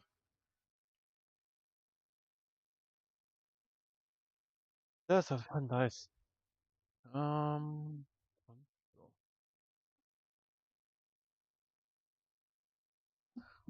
oh, these are these are hecking cute little duck dices. Oh, these are fun.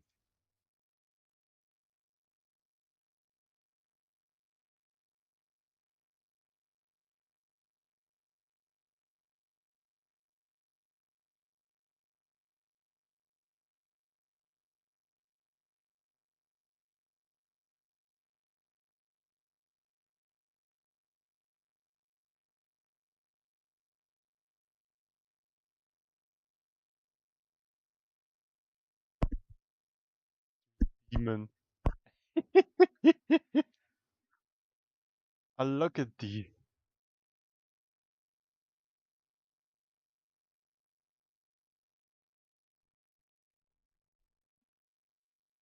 Someone was having like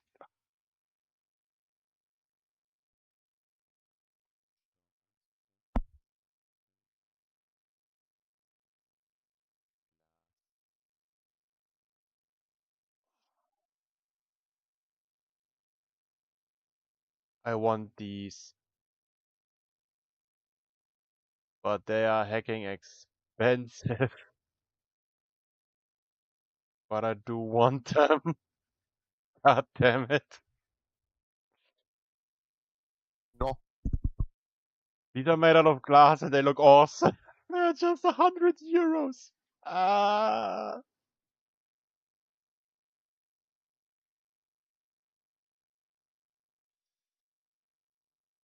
Oh, god damn it.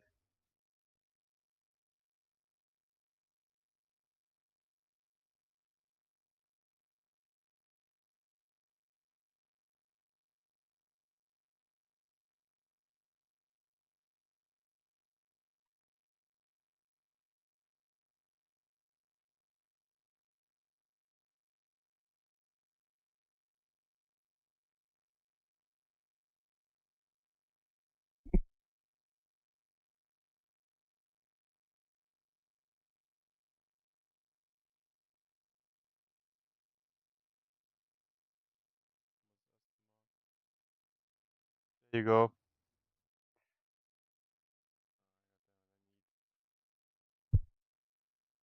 Oh yeah, oh yeah, that was my dice that I got that I showed. Prisma Crystal Diamond. Dang.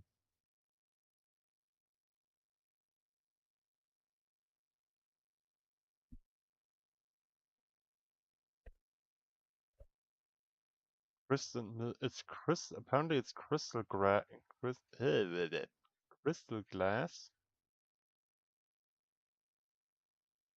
diamond cut. Dang. Like you could sell these as jewelry, and I would believe you.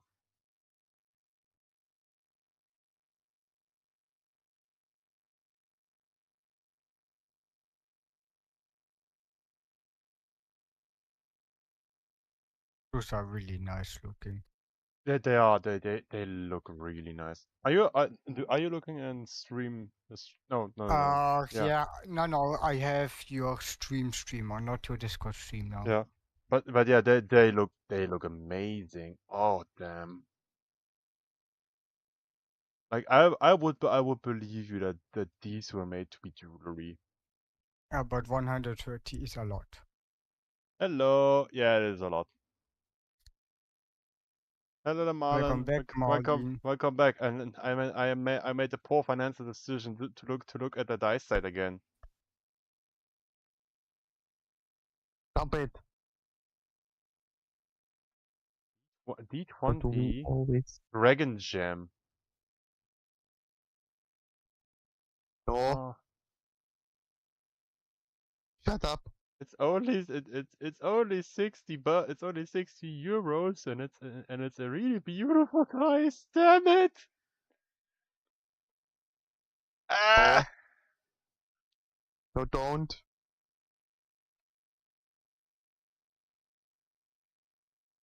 My mind is telling me no. Gold Skull. These are fun.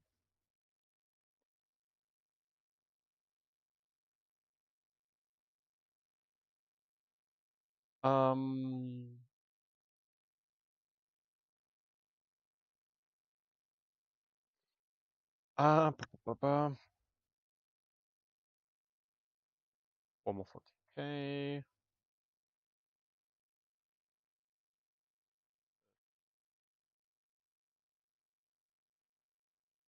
Battle sector.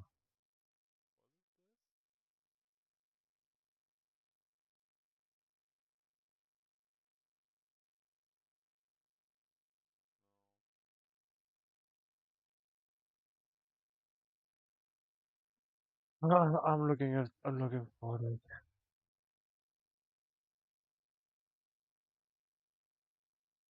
I need a lot more dice. You can never get enough dice.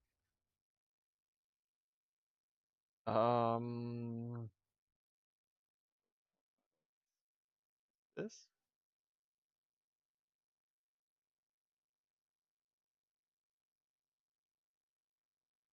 Oh heck yeah, I think that was them. Cool.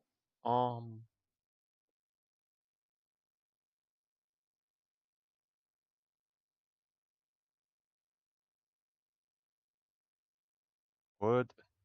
Last time at home was World Eater, so that'd be fun.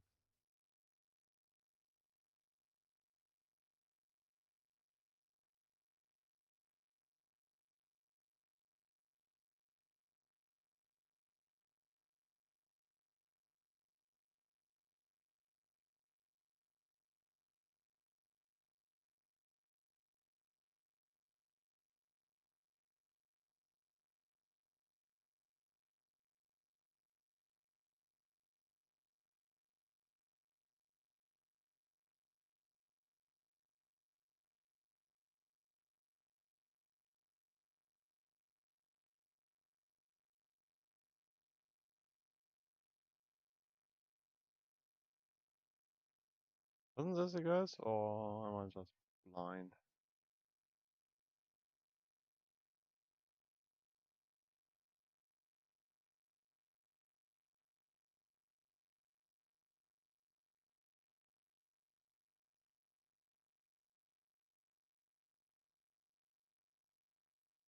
I just you just conducting that. Yeah, Animal might be gone. He might be getting food. Don't worry. Yes. You have to get dices.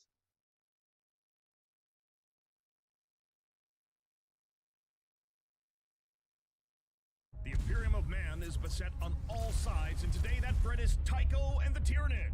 Hive Fleet Peptis returns to face a newish foe as Commissar Nick rolls out the Hand of the Emperor detachment of the Astra Militarum. It's Bugs versus Guard in this episode of 40K in 40 minutes. Greetings, 40K fans and citizens. Welcome to this episode featuring an absolute classic matchup of man versus bug. We just have some class models Yes. for your viewing pleasure as the Diamond Yes. Charon makes its return. Would Yeah, like be Arian and yes, I'm Samalan. child of the warp, and I am coming to you today with Tyranids. I get to play High Feet Pepsis. I'm so excited. I'm playing the tanks, the Hammers of the Emperor. This is one of the new detachments in the new Imperial Guard Codex. I am not bringing a single thing that is not the vehicle keyword. We've come to eat the juicy tidbits that are inside this tough, nasty tank army. I've got a pretty various list. It's been a while since I've been able to bring out High Fleet Pepsis, so it's really fun to be able to get them on the table. I don't have specific tools other than my Tyrannosaurus for taking out tanks, but I'm really hoping to be able to outscore him rather than outkill him.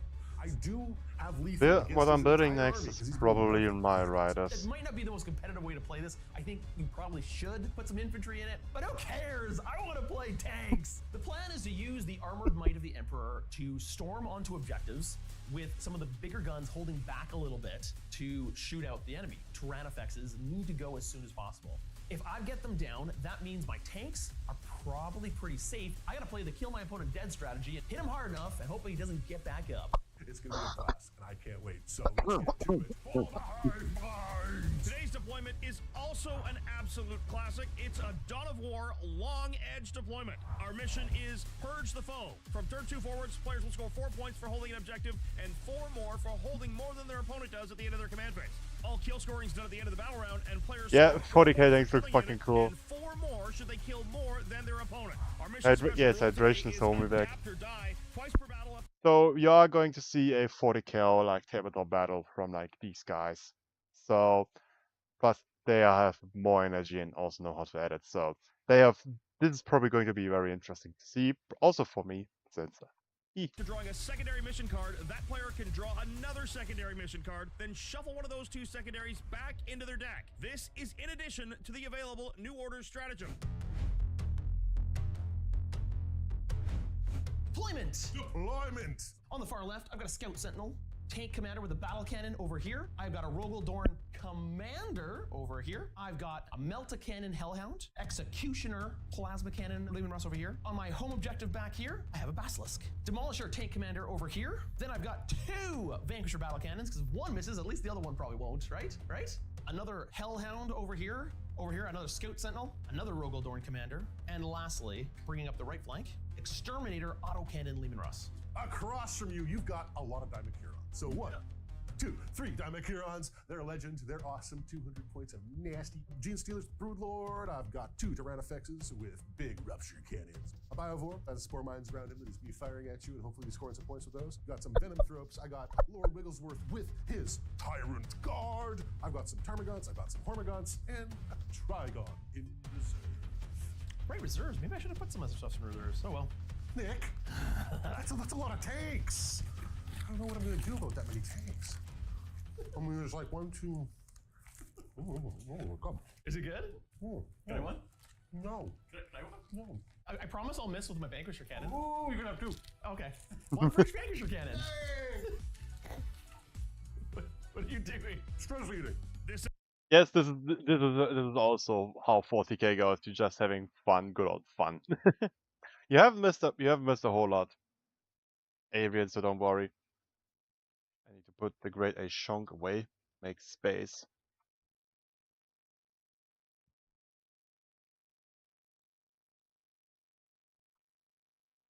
This episode is brought to you by Magic Spoon.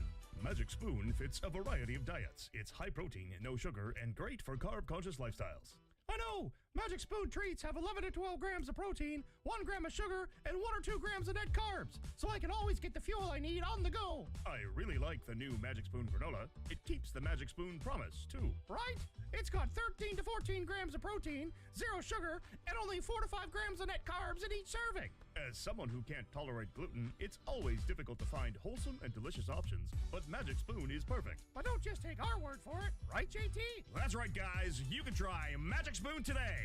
Use code PLAYMAGIC. You can also I need to skip that. for Enton or Grosjean. Sorry, my brain lagged out. I needed to skip the ad. That's not my ad. That's their ad. That's not their video. So yeah, my brain forgot. Of the to skip. terrain. We have a bunch of trees on here, but we're going to call them decorative. Did you see the stats that Jen put up? 30% of your wins worth with orange dice, 70% of your wins worth with dark dice. I have like an 80% win rate overall. I just win a lot. The cubes of chaos, they love me. I've got the dark dice here now. Oh, that's Far in the corner. Would you like to go first or second? I'm thinking that going first.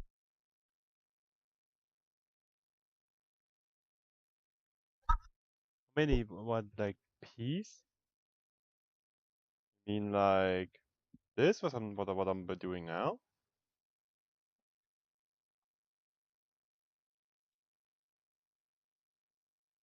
Because there's just this is just technically speaking I have to build like these 2 times since I have like 10 of these. And this description is basically for 5 of the guys, so yeah. Then I have some more infantry to build. Basically everything you see on the front cover is what inside of this description of this manual. Moment. So thank you for clearing. So you have your these are my riders. These are the riders on the both sides. This is the command squad down here. This is some Kazakans.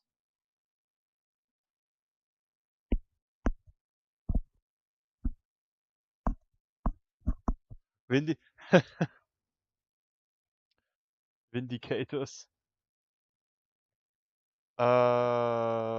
The Vindicator is from the Space Marine faction. And I do have one. Yeah, I have to do this is basically a combat patrol. Combat patrol is basically like you can use these as a starter army. Just have enough units. These are like around the 300 point mark, so you can just start a quick game of 40k. I have a Vindicator, just need to find him. There he is.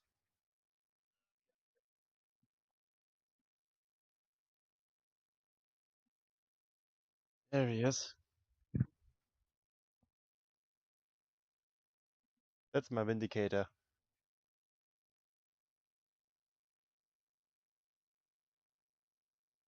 Hamburger dice. Arian, you, my son, you have gone onto the wrong end of the internet. You have found the collectible dice sites.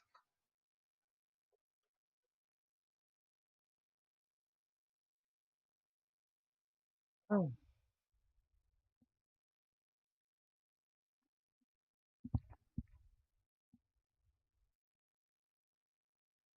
Up.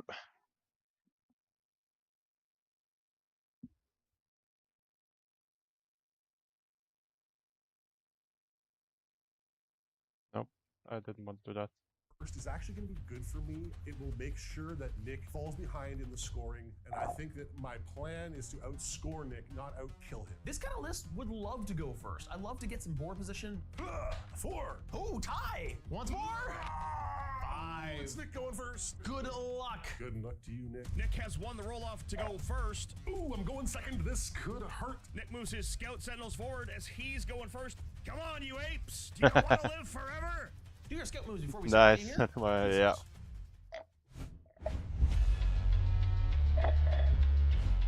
Going first. Excellent. We each get a command point. Nick's drawn Cleanse and Engage at all fronts as his secondaries. He's using the Adapt or Die mission rule to replace Engage at all fronts, and he's got Extend battle lines. These objectives are not bad. I am going to have to sacrifice my sentinels. All right, all my tanks are going to give out orders. Take aim to the Rogel Dorn. All of the tanks have gotten Take Aim from their respective commanders. A Scout, Sentinel, and a Hellhound have gotten Move, Move, Move. To the movement phase.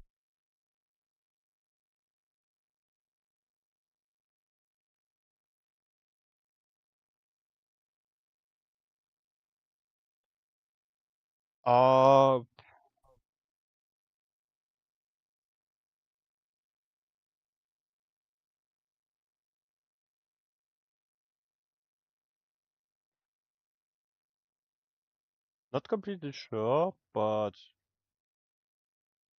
maybe like a ferret?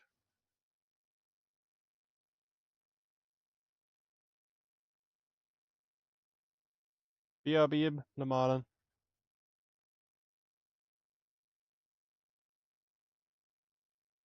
See ya, Marlene. But yeah, I would have said that, like, maybe Adrian, you could be making, I guess, like a ferret mask.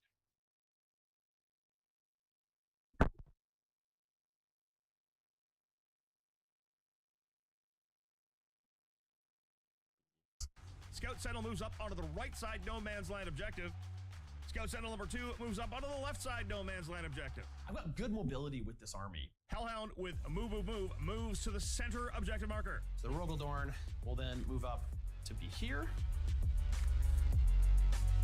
The Vanquisher cannons.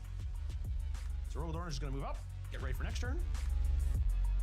So I've moved around my tanks. A lot of them stayed still. Let's go to the shooting phase. This Sentinel is going to spot the Dimacaron to give everything that shoots it reroll 1s to hit. Then this Sentinel over here is going to spot the Gene Sealers back here. Sentinel number 1 cleanses, and Sentinel number 2 also cleanses. Here come the guns. Basilisk is going to fire out of line of sight. Basilisk opens up, firing on the Gene Sealers. 2 go down. That unit is shaken, which means it's -2 to move, -2 to advance, and -2 to charge rolls. Shooketh. Hellhound firing its Melta Cannon into a Dimacaron. I am going to spend 1 command point on rapid regeneration. Just the heavy bolter does damage. 1 damage so far. Down to 15 remaining. However, I did hit the Dimacaron, which means I'm going to strip all cover from the Dimacaron from this. Yep, ferret energy. Yee. Exterminator firing next, splitting fire, heavy bolters into the gaunts, and the Exterminator cannon into the Dimacaron. 2 Termagants go down, and 6 wounds on the Dimacaron. Because the Exterminator hits something, it can choose one of the targets it hits. Dimacaron is going to get an extra AP for other guns that fire at it. So heavy bolter is going to be AP2. I've softened up the Dimacaron, given it ignore cover. Let's go with the Vanquisher. Vanquisher time, starting with Hamilton, the special character tier model. He's got take aim and can reroll 1s, all the buffs he needs. He's only gonna miss if he rolls a 2. Historically, my Vanquishers have missed almost every single time and done nothing. It's a Hamilton wide. Oh no! Command point on a command reroll, and he manages a hit. Roll the wound, built-in reroll here, it fails! Goodness, Hamilton! The Hunter Killer Missile, it also fails. He does nothing. It's the curse of the Vanquisher cannon. He just rolled 3 2s. The only dice that misses, like 1s reroll. I keep giving you a chance, Hamilton. Well, that's okay. That's why I brought a second. Second Vanquisher cannon's turn. Thank goodness for reroll 1s. Wound roll succeeds, and Tycho saves. Oh my God! I brought 2 just so this wouldn't happen. The last cannon, does it go through? Maybe it does. 7 damage. Feel no pains takes only 3 damage. 6 wounds remaining on the Dimacaron. Never underestimate Tycho's ability to roll 5s. Hellhound shooting the Tyrant Guard, no effect. What is going on? Rogaldorn Commander firing into the Tyrant Guard. Lone Guard takes 3 damage. Oppressor Cannon finishes that one off. That's the shooting phase. That was about as bad of a shooting round as it could have been. Wasn't great, wasn't great. Nick has managed to extend battle lines for 5. He's also cleansed for 4. That puts Nick into a 9-point lead as we head to Tycho's turn 1. Oh, that didn't smart as much as I thought it would. All my Dimacarons are still cooking. I'm on almost all the objectives. Good board control. I'm confident going into Tycho's turn. Well, I gave you a golden opportunity to try to do some damage to me, Tycho. I'll do my level best, I promise. Tycho has drawn Secure No Man's Land and Establish Locus. Secure No Man's Land is going to be definitely doable, especially if these Sentinels die. The Dimacaron has passed his Battle Shock test. Nick's to 1 command point, and thanks to the Swarm Lord, Tycho's to 2. You think a swarm of Hormigons can kill a Sentinel? Yes. Wounded Dimacaron moves up. Nick spends his command point on Overwatch. The Vanquisher does nothing. If you never give your models opportunities to do cool things, they never will. Hormigons advancing towards that Sentinel. They're going to be able to charge it even though they advanced. Tyrant Guard and Swarm Lord moving into cover. Looks like they're going to establish Locust. Dimacaron in the center advances. Not a great roll. Trinifex move up to get line of sight on some tanks. That's what they want. 504 is going to sit tight. Hold the home. Imperial Guard tanks are like lobsters for Tyranids. They crack the hard shell on the outside and eat the juicy good inside. 5-4 launches its Spore Mine into the far left. That's a movement phase. It's a scary movement phase. All right, we're going to start with some shooting. Stormlord and the Tyrant Guard will establish locus in the center of the board. Hormiguns shoot the Sentinel, take a wound off of it. Hopefully that's enough tickle damage. Actually, I might have a little bit more tickle damage before we're through. Tyrannifex number 1 shooting next. Stinger Salvo into the Sentinel and Rupture Cannon into Hamilton the Vanquisher. 5 wounds remaining for the Sentinel. Rupture Cannon, oh wow, that brings down the Vanquisher. Whoa! Fortunately, Hamilton, the commander of the tank, jumps out and hops in this one. So now this is Hamilton. Bye, tank. That's how a big gun works, Nick. Ooh, and there goes Hamilton. Hamilton, you're demoted to a guardsman now. Tyrannifex number 2, Stinger Salvo to the Hellhound and Rupture Cannon into the other Vanquisher. 1 damage to the Hellhound. Rupture Cannon misses. Tycho spends a command point to reroll the hit. 4 wounds remaining on the Vanquisher. Which means he's bracketed, unfortunately. I think that's it for shooting phase. Let's do some charges. Charge phase already. Dimekaran charges the Hellhound, succeeds. That looks so cool. Nom, nom, nom, he's gonna eat him.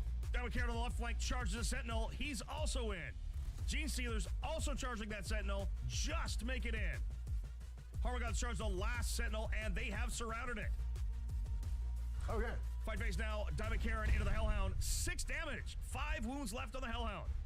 Hormiguns into the Sentinel, barely managed to bring it down, but still bring it down. Oh, it explodes. There's a damage each of the Dimekaran and the Hormiguns. Dimekaran now fighting into the other Sentinel. Oh, blows him up too. That's 1 wound to the Dimekaran and to the Gene Stealers. Both Sentinels will explode. That is that. I get to fight you back with my Hellhound. Hellhound fighting the Dimekaran and actually manages to hurt it. Ouch! Down to 4. Tycho manages to secure No Man's Land for 5. He's established locus in the midboard for 2. Still has a command point. Gives him 7 secondary. However, in round 1 in Purge Foe, you can score 4 points if you kill a unit, and he does so. That puts him in the lead, 11-9. Stunning first turn from the Tyranids. I managed to score a huge 11 points. That's amazing. We're in a good spot for round 2. Let's go. High Fleet Pep Stats.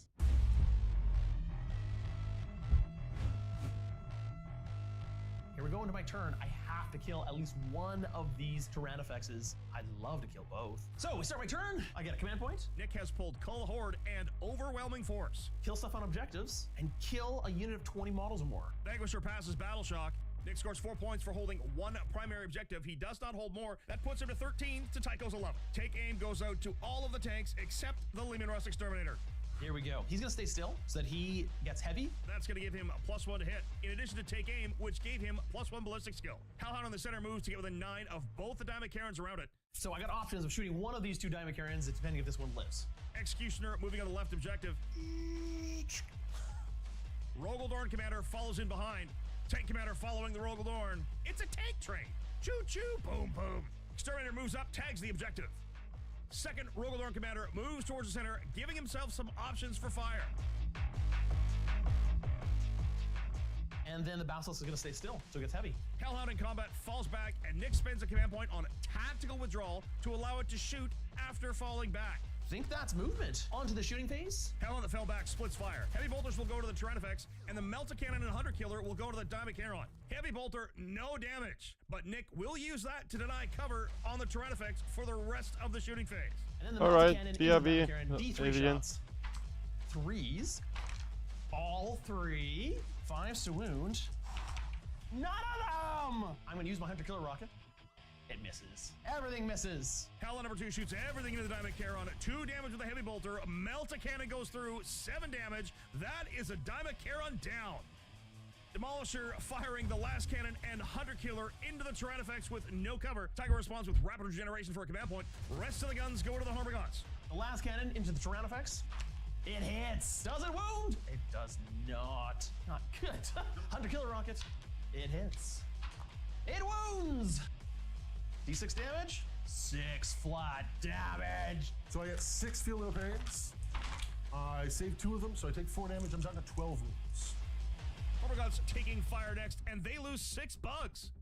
Exterminator opens up the autocannon and last cannon into the Biovore. Heavy bolters into the Hormiguns. 2 Hormiguns down. Autocannon, nothing to the Biovore. Last cannon fails to wound. That said, though, attacks against the Biovore will have an additional pip of armor penetration now. If I can kill his Biovore, that means he's not on his home objective. If I can take him off all the other ones, he can score no primary. Basilisk trying to down the Biovore, and Nick only does 1 wound. It takes 2 damage. Oh, I rolled so terribly. Rogaldorn Commander number 1, the Oppressor and the Autocannon into the wounded Tyrannifex, rest of the guns into the Hormagaunts. Tyrannifex down to 7 wounds left. Hormagaunts down to 3 models remaining. All right, Vanquisher, you've got one chance to redeem yourself. Let's go. Well, now let's see if Hamilton, 2... The not Hamilton Vanquisher, because Hamilton blowed up, shooting the heavy bolters into the Dimacharon, everything else into the Tyrannifex. Last cannon does nothing. Good start, good start. Vanquisher misses. Nick, not like that. Dimacharon, no damage. Vanquisher, you suck. Oh my god! What was that? Everything from the Battle Cannon Commander into the Hormagaunts, and he finishes them off. This is a lot of points because I'm killing something on an objective. If this is taking an objective away from you, this is also kill points for the end of the turn. Plasma Executioner fires everything into the wounded Tyrannifex except its Flamer targeting the Dimacharon. Tycho using a once per battle and ignores one of the wounds, and the Field of Pains keep it up with 3 wounds left. Heavy bolters, no joy. Hunter Killer fails to wound. And then the Flamer into the Dimacharon. One shot. Strike 4. Nope, doesn't wound. Okay. Second Dorn now. Here we go. Both cannons into the Tyrannifex and the rest of the guns to the Dimacharon. Tyrannifex takes nothing, but the Dimacharon falls. Boom. That is all my shooting. We go into the charge phase. Do I want to charge anything? Nick choosing to charge the Executioner into the Gene Stealers. Oh boy, what's he thinking? The tank manages to kill a Gene Stealer. Why did I do this? That was really dumb. Clapback. That brackets the tank. Oh dear. Because all I did was allow Tycho to jump on the objective. I would have held that objective. Now we tie. I messed up badly by not rapid ingressing. But anyways, moving on. That's it on my turn. Nick gets Call the Horde for 5, Overwhelming Force for 5 more. That puts his secondary points up to 19. He's at 23 to 11 as we head to Tycho's turn 2. Well, let's see what I can do. Tycho's turn 2 now. Storm Hostile objective and... Don't you need to go to sleep, Hammer? Oh, shut up. Take the Smooth Dragon, goes with him to bed. But he No.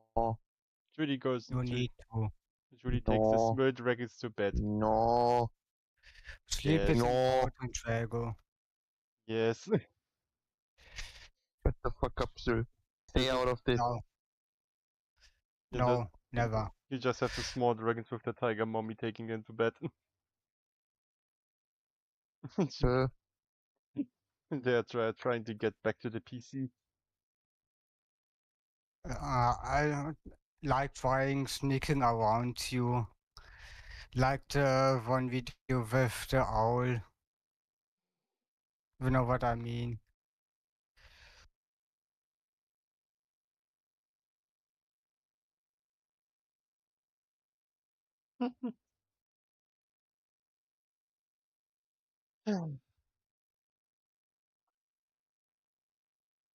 Sabotage. 1 command point each. I actually go to 3 because of Schwarmy. Wounded Tyrannifex passes Battle Shock. He does hold an objective. That will give him 4 more primary. He's got 15 total. Oh, I don't want to step out into like battle cannon land, but this guy's gonna escape from your silly tank, man. I'm mad I didn't kill him. Good. Into the breach. Swarmlord and Tyrant Guard moving into the open to get some Hellhounds. Devastating wound from...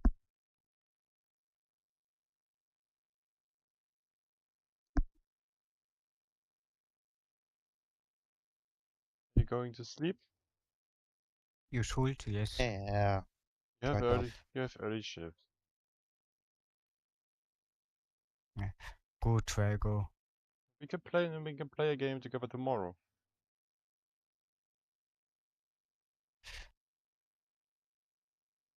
Yes. Based on the Smooth Dragon. Yeah. What time is it? It's 10:30 a.m. 10:30 p.m.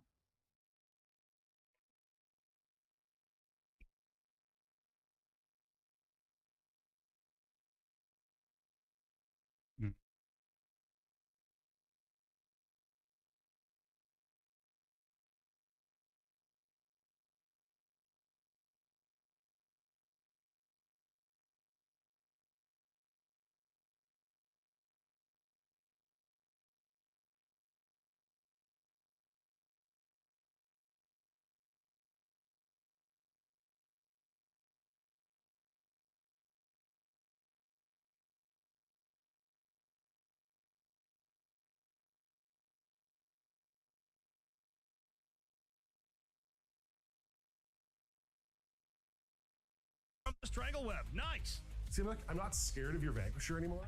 Wounded Tyrannofax shoots the Vanquisher, and the Spine Banks are going into the Hellhound with 10 wounds remaining. Here comes the Rupture Fax. Rupture Cannon. 1 hit. And I'm gonna spend a command point. 2 hits. Only 1 wound. 5 to save. Come on, Hamilton. Fake Hamilton. Ha! It's a 3. I'm not gonna roll it. Vanquisher goes down. You're both demoted. So the next guard game I play, I will have 2. I'll make you officers. You can be sergeants of squads, but they're gonna be in the front lines. You got that? All right, here comes the Spine Bank. Same both. Moving to the other Tyrannofax. Stingers take a wound off the Exterminator. Oh, Demolisher goes down, and it explodes. There's a damage to the Rogaldorn. When the commander dies, he has a rule called Vengeful Salute, which means on a 2-up, he gets a fire back. Ah, he can't fire. And that is a shooting phase. Can't say I loved that shooting phase. Stormlord charges the most wounded Hellhound. Venomthropes charge the other one. Oh, just You have make early serve 2 or not? charges the Rogaldorn. Make You have early serve 2 or not? No, I'm on holiday. Ah, Because of my arm. I took some vacation. wait, you have not sick paid leave. No. Because if I'm letting it heal on its own, but if it doesn't heal on its own, I need to get surgery, and then I will be on sick leave anyways. Ah. And I want to avoid sick leave for as long as I can. Yeah, everything above 6. If it reaches 6 weeks plus, you're getting paid less. So yeah. Yeah.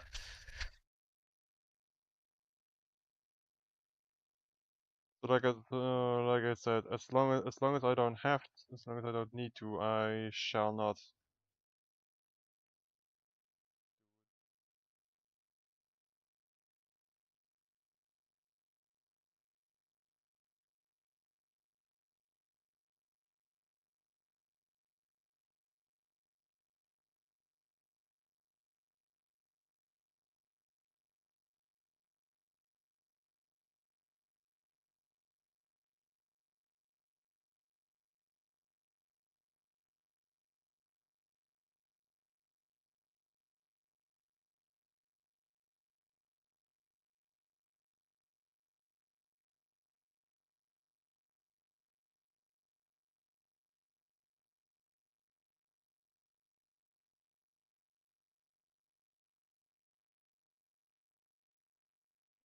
Yeah, have fun eating, and Send into combat. Trigon going for the multi-charge Yeah, into see the ya. Dorn and the tank commander. Bye bye. Come on, Dragon! Ooh, a command point reroll. Down to 1 command point left. Come on, Dragon! Fails again. Oh no. Yeah, I messed up badly by not rapid ingressing him. Starting with Chargers. Let's do something that's gonna make me happy. Stormlord fights first, kills the Hellhound. No explosion. Sad Nick noises. Venomthropes, no damage. Diamond Karen to the Rogaldorn, 12 damage. 6 wounds remaining on the Dorn. On to the ongoing fights, so... Executioner fighting the Gene-Stealers, damages a Gene-Stealer. Gene-Stealers and Broodlord fight back, and there goes the tank. That's the end of the turn. Ooh, what a turn 2 that was. Nick gets 4 points for getting a kill on his turn. That puts him up to 27. Tycho, however, gets kill and kill more. That's going to give him an additional 8 primary, putting his primary to 16 and giving him a total of 27 as he did score Storm Hostile. Sabotage is discarded, however, he does not gain a command point for that as Stormlord gave him 2 to start the game. Both players end that turn with a single command point remaining. It's a tie! Yeah, this is great. What a good clap back from Tycho. Think I can still stay in this game. I've got enough tanks to do it.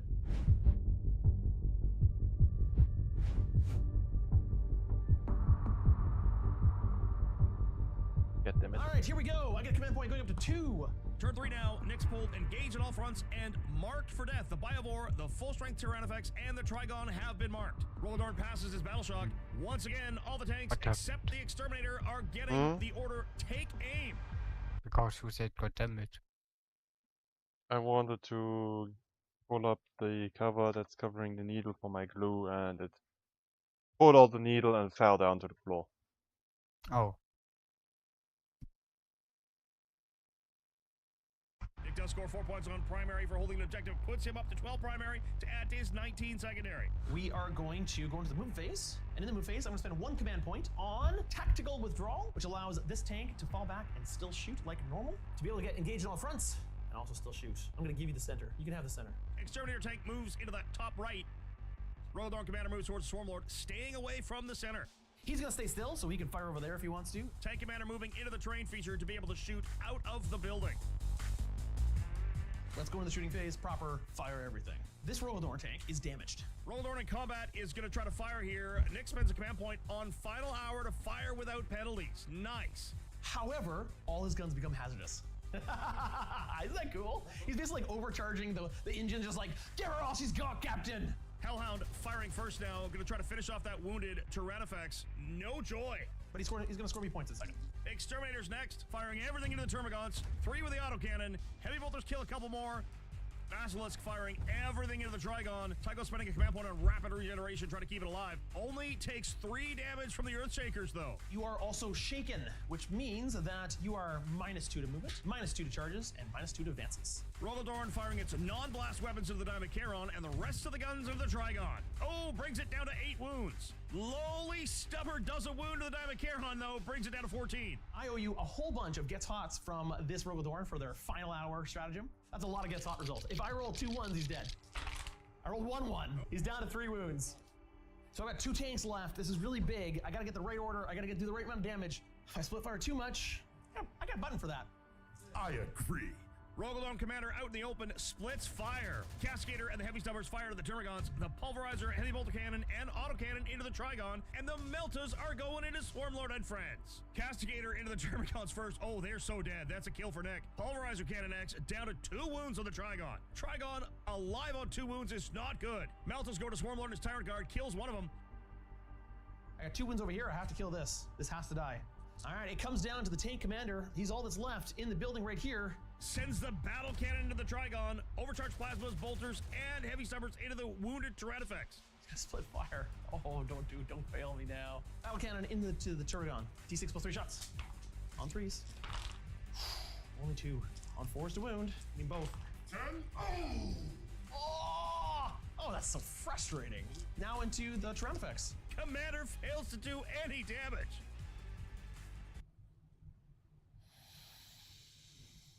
Just need a second. Just need a second. I think I might need a snack. Nick needs some blood sugar. Well, there's nothing else I can do. No charging. Dimacharon fights first. Rogadorn tanks it all and takes nothing. I did it! He lives! The Rogadorn! Rogadorn fights back. No joy. It's a slap fight between a tank and a big monster. Nick has managed to engage on all fronts for 4. He's going to hold on to Marked for Death. That puts him to 23 secondary, 12 primary. That puts him to 35 points. He did manage a kill. If he can just live through Tycho getting killed more, he might be in good shape. Go up to 3 command points for me and 1 for you. Tycho's turn 3. He's drawn Bring It Down and Defend Stronghold. Oh, Bring It Down is perfect. Battle Shock on the Trigon. I think he's okay. Carfax. Oh, he's battle shocked. He holds more objectives than Nick, so he's going to get an additional 4 for holding more on primary. Brings his primary score to 24. Tyrannifex moves up toward the Lehman Russ Exterminator. Gene Stealers come out of hiding, looking at that tank commander. Oh, just crack the shell and it's like an all-you-can-eat buffet, Gene Stealers. As Trigon moves, Nick's only got a single command point, and Swarmlord would make that Overwatch cost 2, so he's going to have to Overwatch with that Basilisk. Tycho saves! Earthshaker fails! He tried. However, you're hit, so you're shaken again. For Mr. Wigglesworth. Let's shoot some stuff. Shooting face down, Tyrannifex into the Dorn, Spine Banks into the Exterminator. Oh, Dorn completely missed. Command point to reroll a hit, rolls another 1. The Exterminator makes it saves as well, no damage. Wounded Tyrannifex, Rupture Cannon into the Rogadorn, Spine Banks into the Tank Commander. Spine Banks fail. Rupture Cannon fails to wound. 2 just for you, Nick. Oh, the pain, the sorrow. Keeping me in the game is what it is. Swarmlord using Synaptic Pulse with the Dorn, 2 damage to the Rogadorn. 15 wounds remaining. That was nowhere near as rupture-lific as I was hoping for. Alrighty, the charges. Let's start with the big charge. Trigon into your Basilisk. He is 7 because of being shaken. Trigon tries to charge, fails. Command point reroll. Okay, chant it with me. 4, 4, 4, 4. That's not nice. I'm sorry to chant it, but I really need it. I wouldn't have even made it if you didn't have this stupid rule, too. He fails! Tyrannosaurus charges the Exterminator into combat. Swarmlord charging the Rogaldorn, and he's in with ease. Vananthropes into the Dorn, also reach combat. G-Sealer's Broodlord next, into the Tank Commander and Hellhound. They make it in. Chocolates. Here's a gold bar. Ooh. Here's a silver bar. Because we know how this is going to go. Hey, I'm not out yet. Let's do the fighting phase. Swarmlord goes first, 3 damage to the Rogaldorn Commander. Vananthropes next, 1 damage, bringing it down to 9 wounds left. Tyrannosaurus deals 2 damage to the Exterminator. It's to 10. Broodlord on the Tank Commander, 8 damage to the Commander. G-Sealers bring it down to a single wound left. Nick, stop saving with 1 wound. G-Sealers fighting into the Hellhound, bring it to 6 wounds remaining. Ongoing combat, Rogaldorn fights Dimacharion first, no damage. Oh, can the Dimacharion bring the Rogaldorn down? He does. Oh, that's Tycho's first kill. That is huge. That's gonna get him 4 points and deny Nick 4. That was close. Tycho almost failed to get a kill on his turn 3. That could have been huge. Defense Stronghold is welcome ongoing. back. Secondary points are 4 for Bring It Down. He's got 28 primary and 15 secondary, 43. Nick does score 4 more primary, takes him to 16. That is going to be 39-43 as we head to next turn 4. It's a 4-point game. I have very little left. He's got a few key things I can kill. Like, it's so tight. Wow, this has been a lot of back and forth. There's some seriously wounded models stumbling around, trying for glory in their last gasps here in round 4.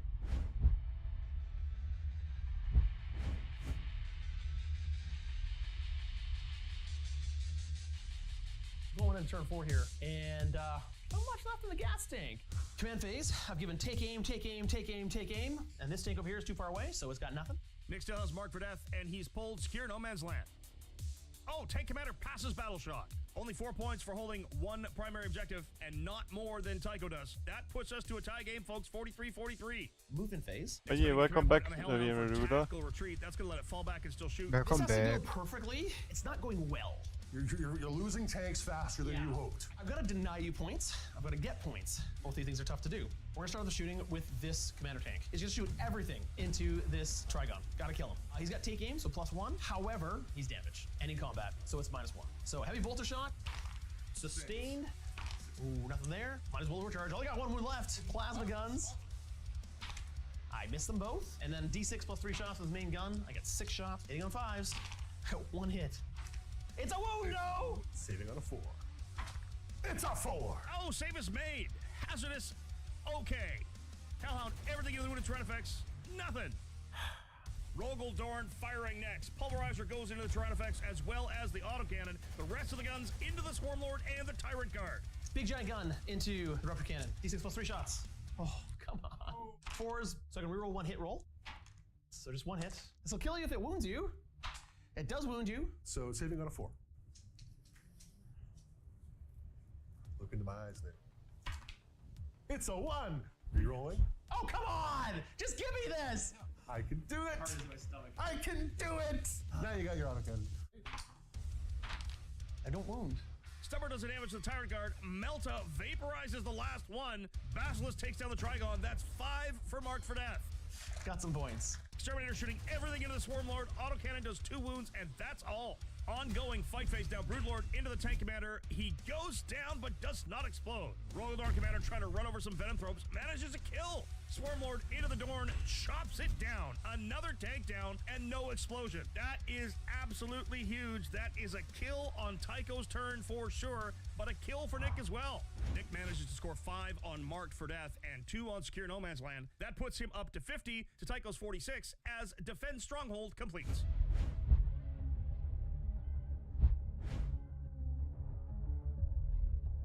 Three command points to 1. Tycho pulls Marked for Death, and he's pulled Cleanse. Well, I've got exactly 3 units left, so I'm gonna mark this one and that one and that one. Tyrannofax continues its battle shock woes. Tycho again holds more objectives than Nick, so that is a massive 8 points on primary. 50-54 as we go to Tycho's movement phase.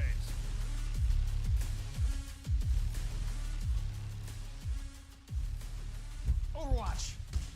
One last chance at it. D3 shots with his Meltagun. One shot. That's all I needed. She is 6. It's a 6. 5 to wound. Ah! It's a 5. Minus 4.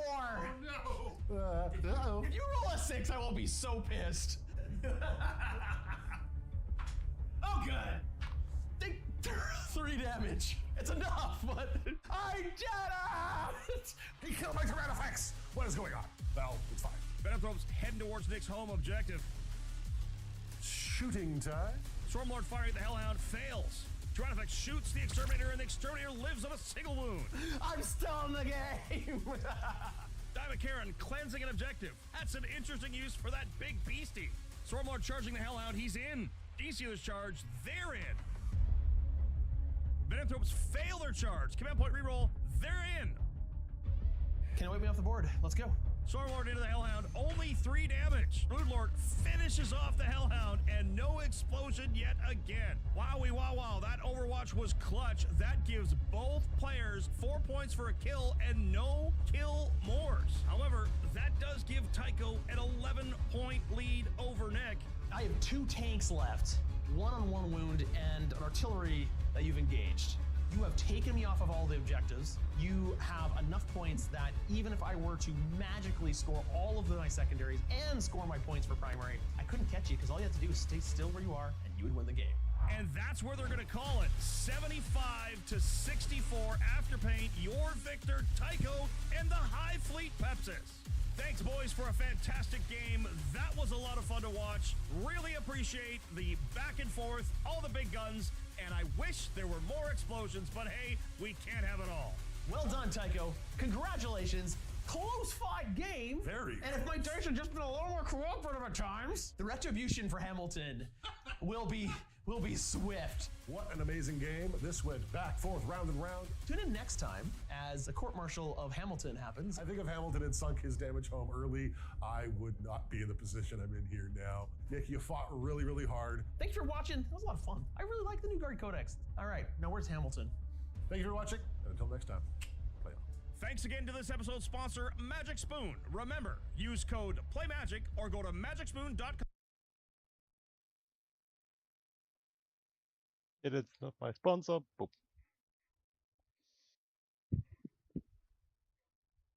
But yeah, that's how the 40k rounds go. I hope you had fun watching that.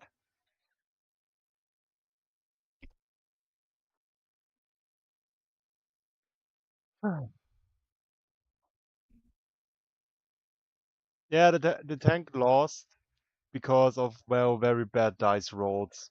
Like, he was getting consistent, like, ones, and yeah, like, dice, like, wasn't on his side with that one.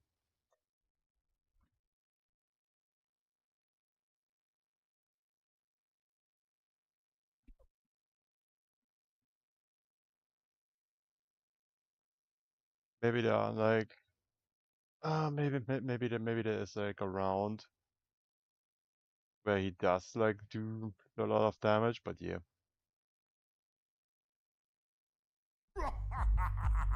I'm not sure if I've ever seen Tycho more excited.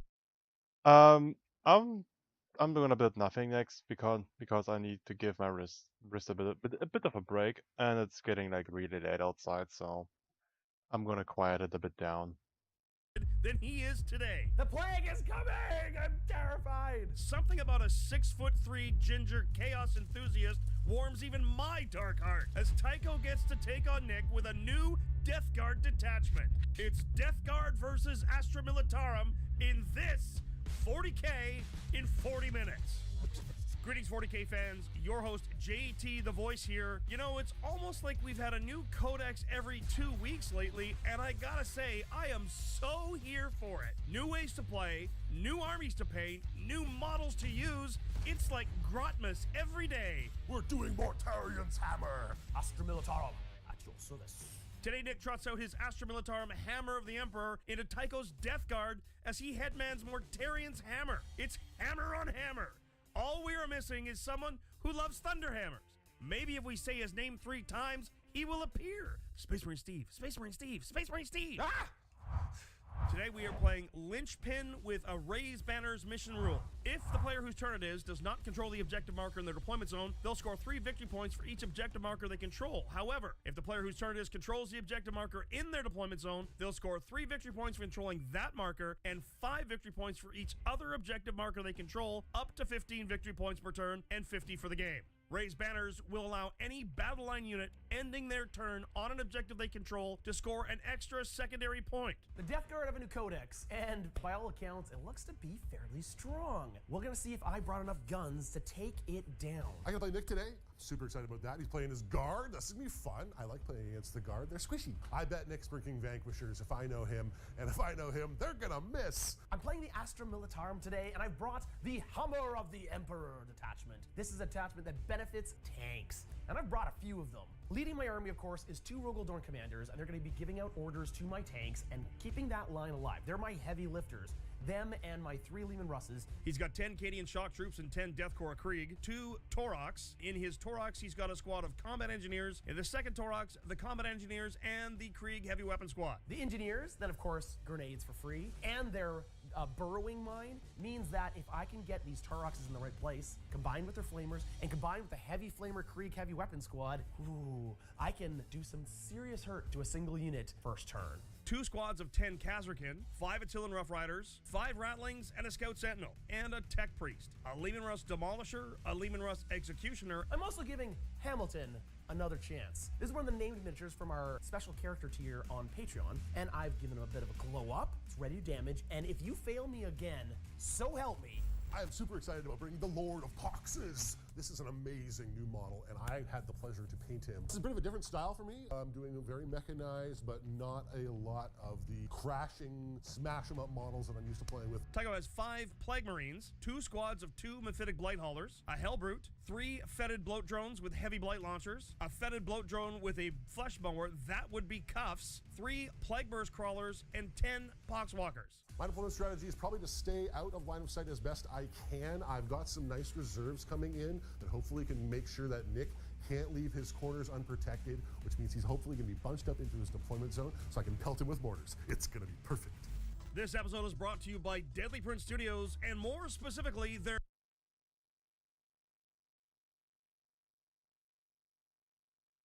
find some opportunity again today. The link in the description below, or go to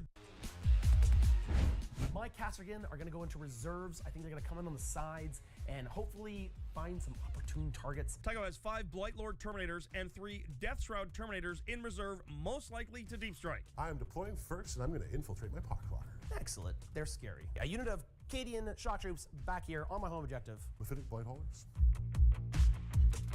My unit of Kassergan, and they're going to go over here on the line. We're going to do Cuffs the Mower Drone way over here. Dun, dun, dun. Unit of Death Corps Krieg. See infantry? My Hellbrute, he is going to be brutish and hellish, and he's going to start the game right about here. Attilan Rough Riders. You know him, you'll love him. More Blight Haulers. Rogel Dorn, number 1. Ooh. Plague Burst Crawler. It's going to be trouble, I already know it. Demolisher tank. Right there. The Lord of Poxes.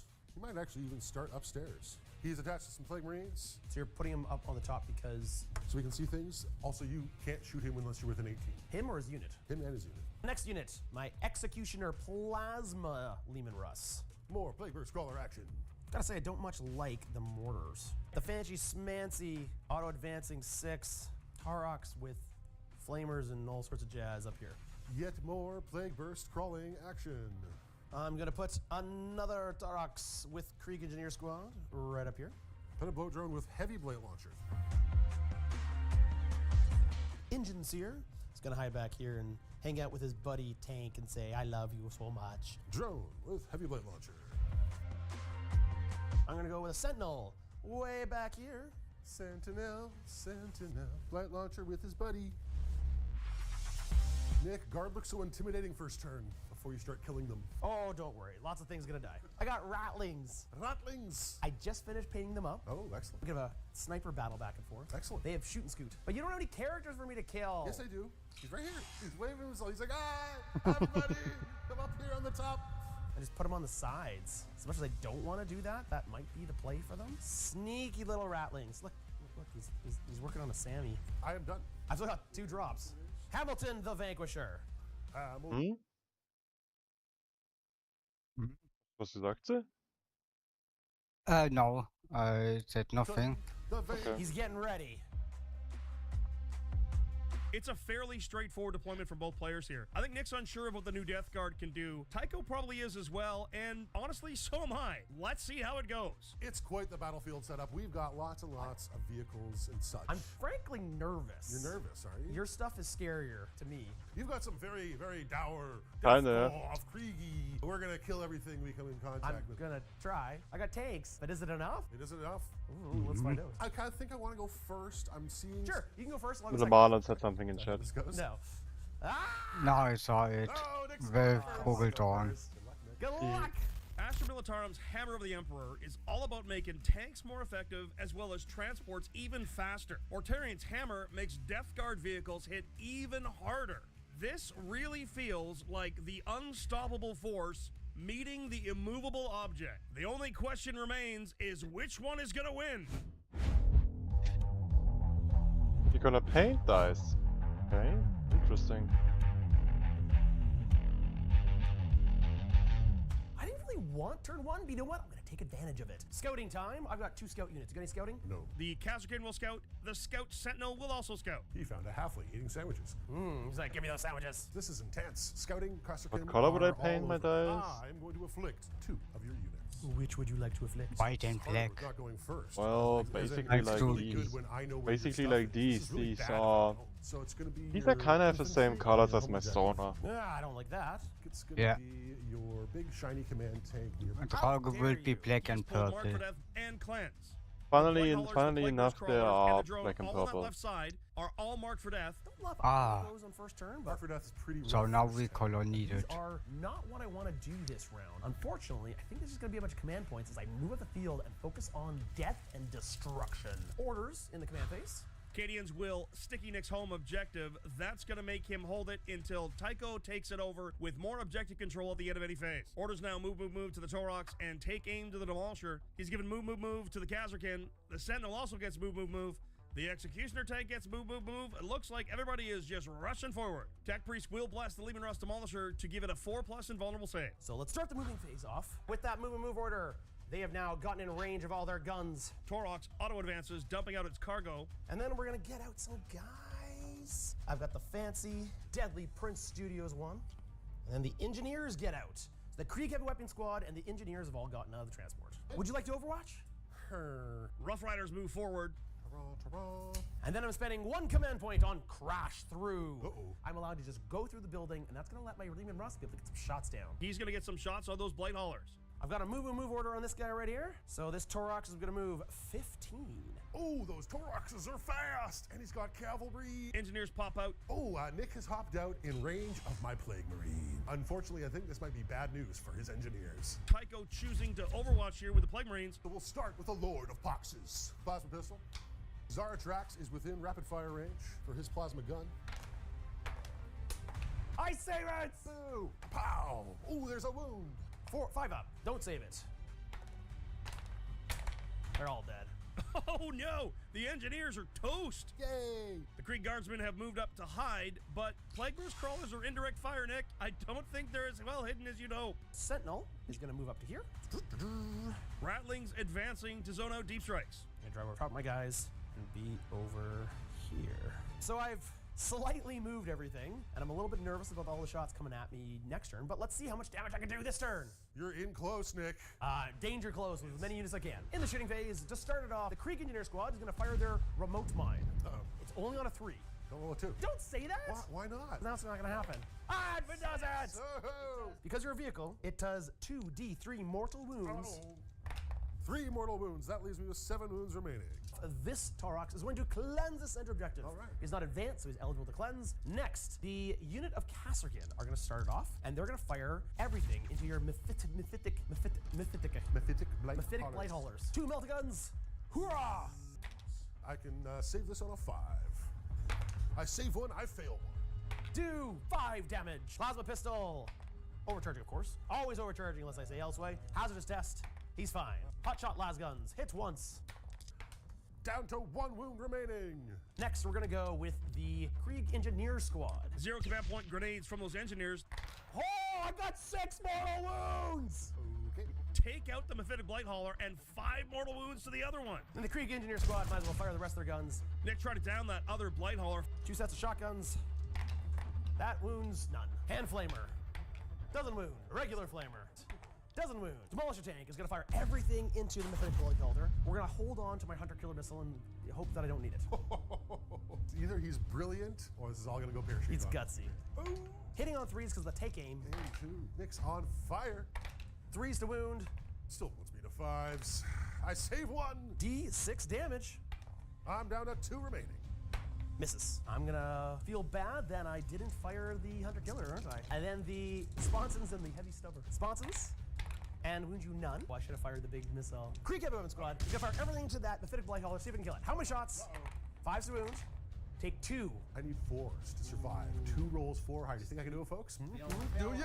Oh! Finally, he does it. Boy, that took a lot. Well, it went almost according to plan. Did manage to kill both of the Blight Haulers. That is fun. There's nothing else to shoot. We're gonna go into the charge phase, and we're gonna attempt a brilliant charge. 1 charge to try for, and the Rough Riders have failed. I think those horses are probably not gonna do anything this game. Nick's going to score 2 secondary points here for cleansing on 1 objective, and he's going to get 1 banner. That's going to put him to 3. Discarding Marked for Death will give him a command point. We're going to end Nick's turn 1 with 3 points for Nick and a command point. Tycho out of command points.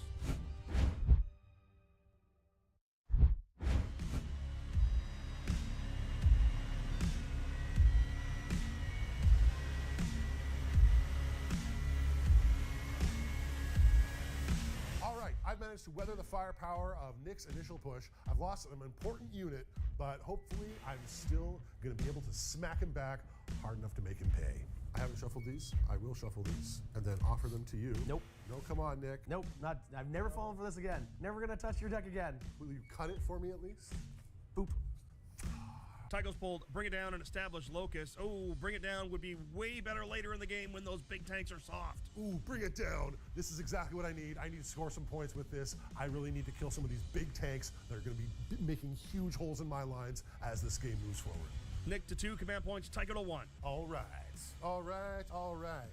Not sure about the Established Locust, but definitely we are going to try and score some Bring It Down. This turn, I just got to wait on those flamers. I'm hoping that he moves those Poxwalkers so that I can overwatch and kill a bunch of them. Let's start into a movement phase. Halbert closing on the right side. Those Kazarkan may be in trouble. Drone coming in as well. Plagueburst Crawler straddling terrain and the objective, looking to drop some ooey gooey goodness on Nick's army. Oh, that's scary. More Plagueburst Crawler action in the top right.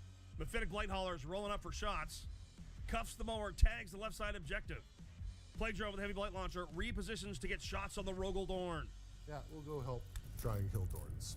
Shooting phase now in that top left Plague Burst Crawler firing into the Taurox mid-map with its entropy cannons and slugger, and the mortar going to the Rough Riders. They both hit. 6 observe! I don't get it. How much damage? Down to 5 wounds remaining. Oh, Taurox on 4 wounds left. You have enough for a blast. Ooh, it's only a 1. 4s. I got 4 ups. 2 dead horsemen. Mortal wound splash. Oh, 1 into the Kazarkan. 3 onto the Russ. Now I'm going to switch my target priorities to see if I can do some afflicting of these units back here. This drone right here can see those cavalry. Yep. And is going to fire his heavy blight launcher. Bah! 3 plus 2. Bah! Ooh, wow, okay, so that's a hit and 2 wounds. 5s. The Plague Drone takes out 2 more horses. Now, let's move on to... Mephitic Blight Haulers take the left side Dorn down to 10 wounds remaining with their Meltaguns. That is the end of that. Let's move on to... Plague Rains now to the Taurox. Blasting away at the Taurox. Hazardous test. 3. And does he get hot? Do I save it? I do not. Down to 2 wounds remaining on that Taurox. 2. -2, I believe. And down it goes. That's 2 for Bring It Down. Heavy Blight Launcher takes the Rogaldorn to 7 wounds remaining. Plague Burst Crawler's firing all the shots going into the Rust, except for the burst cannon slugger thing into the cavalry. 4s. He's got 1 wound remaining. Everything within 3 inches of that Russ, no wounds. But the Russ itself is going to take mortal wounds on a 6. The Rider's going to take mortal wounds on a 6. And the Casterkin. Oh, of course it does. There we go. Could have been worse. Hellbrute into the heavy weapons team and melts out of the Torox. 6s. You've killed 1, and 1's at 1 wound. Multi-meltas ice the Torox. That's 2 more. Bring It Down. I could roll, and on a 3-up, my flame will get to fire back. Heavy weapon team shooting on death roasts a Poxwalker. And I get 2 flavors. Sorry? 2 flavors. No, just 1 guy died. Oh, only the guy who died gets to shoot. So I got 4 shots, strength 5. Ignoring cover, I ignore on 5s. I ignore 2 of them, I lose a Poxwalker. Can you do that multiple times a turn? Every time a guy dies. Jeez. So up to 3 times. So I don't want to shoot them anymore because I'm just giving you free firings of flamers. Oh, makes me Yeah, sad. I'm We kind are of gonna testing. fire At your Casterkin with the last of the heavy light. Does this ignore cover? Or do I will have cover? It's just kind. I'm just 6 kind of plus looking at 2 plus 1 how. blast. Oh, no. It's a little game I play when I'm bored, basically. I'm just trying to see. I take 4 dice, and if I get a 6, that dice is out, and I have to get some more dice, like same. And then I try to see how fast I can go through one set, and like getting 6s. That's taking me a long 6. So out.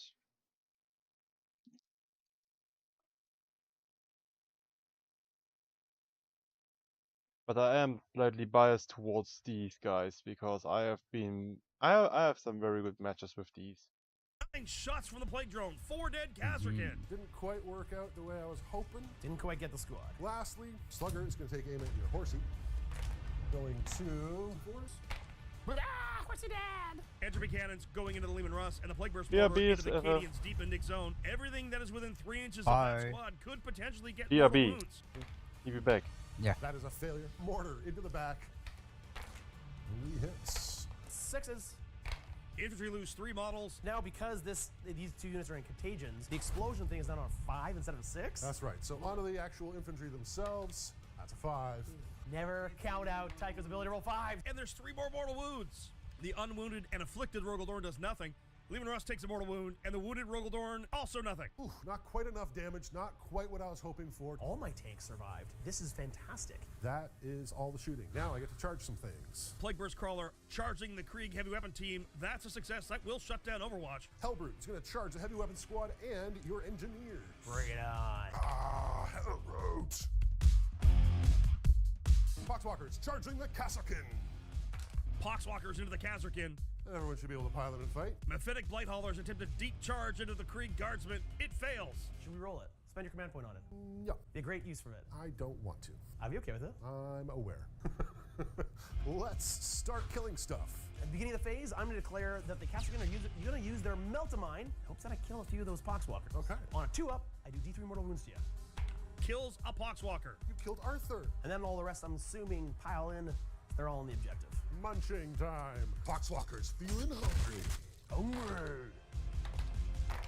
Killed 3. There's still 1 left. I'm going to leave the sergeant left. Plague Burst Crawler into the heavy weapon theme. Plague Burst Crawler runs over a guy, but real good. Hellbrute splits attacks. Kills the fire coordinator and an engineer. That's it. All right, so I got to fight you back with a few units. The heavy weapon squad tries to hit you with its close combat weapon. Oh my. Not enough. And then the sergeant with his power weapon. Oh, that's not good, Arian. 5. Ouch. I slice 1. And about round 1, Nick's still at 2 command points and 3 total points. Tycho manages 4 for Bring It Down, discards Established Locus, does get a banner point to take him to 5. He sits at 2 command points to Nick's 2. They'll both tick up to 3 at the start of this turn. You ate too much. Yeah.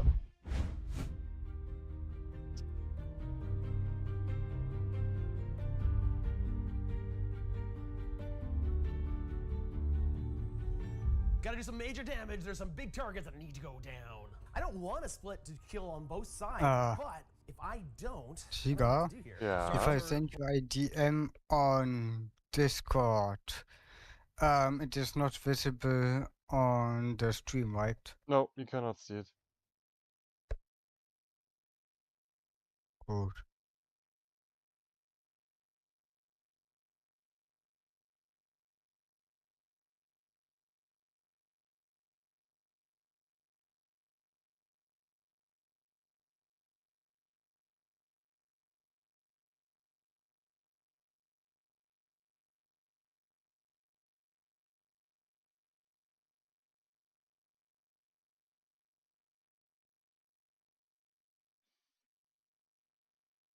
Both Rogaldorns will count as afflicted this round. That is Mortarian's hammer special rule. Anything outside of 12 of everything of his army can be afflicted. It's hard to know how to use these, especially when I have to afflict and then you move. It's like, it's interesting how like that rule seems so great on paper. Recover assets and sabotager drawn for Nick. Those are good to draw like turn 5. Terrible to draw turn 2.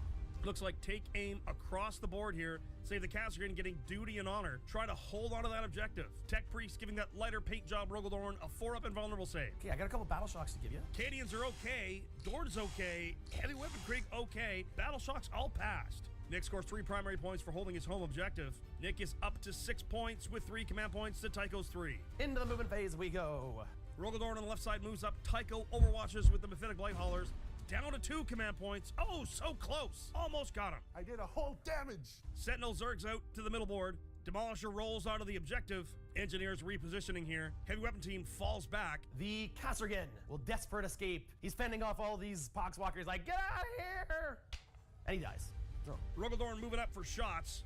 Nick using Blazing Advance on Hamilton the Vanquisher. Down to 2 command points. And because of the detachment, I auto-advance 6. He's going to move a whopping 16. That's going to allow him to advance and shoot. The wall of steel approaches. And then Mr. Engine Seer goes, wait for me! My unit of Cadian right here are going to advance. I want your deep striking Terminators very far away. Death Corps spread out with an advance to make it harder for Tycho to get in. Ratling's repositioning. Just trying to make it really hard for those Terminators I know are about to come in. Castrian are going to come back here. They're going to walk on from the side. My reserves are in, my Castrian are in. Would you like to rapid ingress? Rapid ingress. Take the objective? That's not a bad idea. I can't rapid ingress within 6. That was intentional, yes, 100%. Definitely put him there to deny a rapid ingress. Very smart. Tycho with rapid ingress. The 5 Blightlord Terminators are in. The Terminators are in. They will kill these engineers. On to the shooting phase. Scout Sentinel, Darren Recon start of the shooting phase. The Hellbrute will have reroll 1s to hit for Nick's entire army. We're going to give Hamilton his chance to try to blow up a Plague Bridge Crawler. I believe in you. Do me proud. That's a wound! It hits on a 5! Ignore the tops. They're not dead. They're not there. They're not you. I dare. The demons, they dare. There's 10 damage. I have 2 wounds remaining. I am still alive, technically. For now. Oh, the last cannon failed. I think most of them are music tips, It's right? down to the heavy bolters. Yeah, most of them are music tabs or like anime, or like manga recaps. 1 wound, another 1. Hamilton does it. Oh, Hamilton, I'm so proud of you. What? Well done, I'm proud of you, son. We're gonna go next with the Plasma Executioner. He's gonna fire everything into the Hellbrute. I am going to supercharge all of his plasma guns, and I'm gonna fire his one-shot Hunter-Killer Rocket. Executioner takes out the Hellbrute. Hazardous okay. These Castrian are all targeting into your Poxwalkers. They have not given themselves an order yet, but they're gonna hold on to that. Can they do that anytime? At the beginning of any phase, once per battle round. Tot shot las guns. 3 wounds. More on 5s. 3 go down. I killed another one. Engineer grenades. And 5s. I ignore 1, take 2. Krieg Engineer Squad is gonna fire everything into the Poxwalkers. They've got a hand flamer, strength 3. Ignore 1. And then the regular flamer. Poxwalkers down. We are gonna fire everything from this Lehman Russ into this bloat drone. I ignore them both. Dorn Commander into the far Plague Burst Crawler now. 6 Yes, damage just ignore will them. do They don't damage hurt for 6 you. remaining.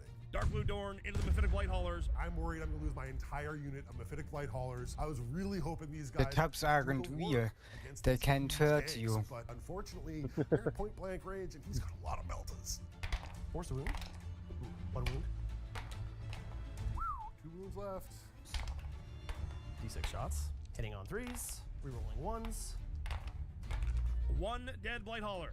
The Rogaldorn didn't manage to kill the whole squad. Hey, little ratlings, let's try to kill some damage here. Rattling stripped the Mephitic Blight Hauler to 6 wounds left. One survived. I'm super stoked. Hopefully, he can make Nick pay for being so proud with his massive tank. And then they will shoot and scoot and run away. I did a lot of damage. Is it enough? Let's find out, because we're going to go into the charge phase. Nick attempting the charge with the Rogaldorn fails. I'm really happy with the amount of damage I dealt. I'm in a decent war position. I wish I was on more objectives. Nick discards recover assets for a command point and dumps sabotage. He's up to 3 command points and only 6 points. Tycho is out of command points.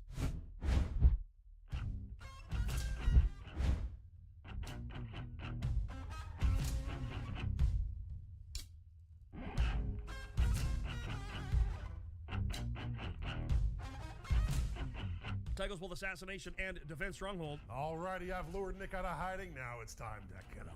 Oh, I've got 2 characters right here for you and a 3rd one right here. If you can kill this Rogaldorn, there's a character for you. No battle shocks to take. 3 points for holding his home and 5 points for holding 1 more objective gives him 8 primary, takes him up to 13. Fortune favors the bold.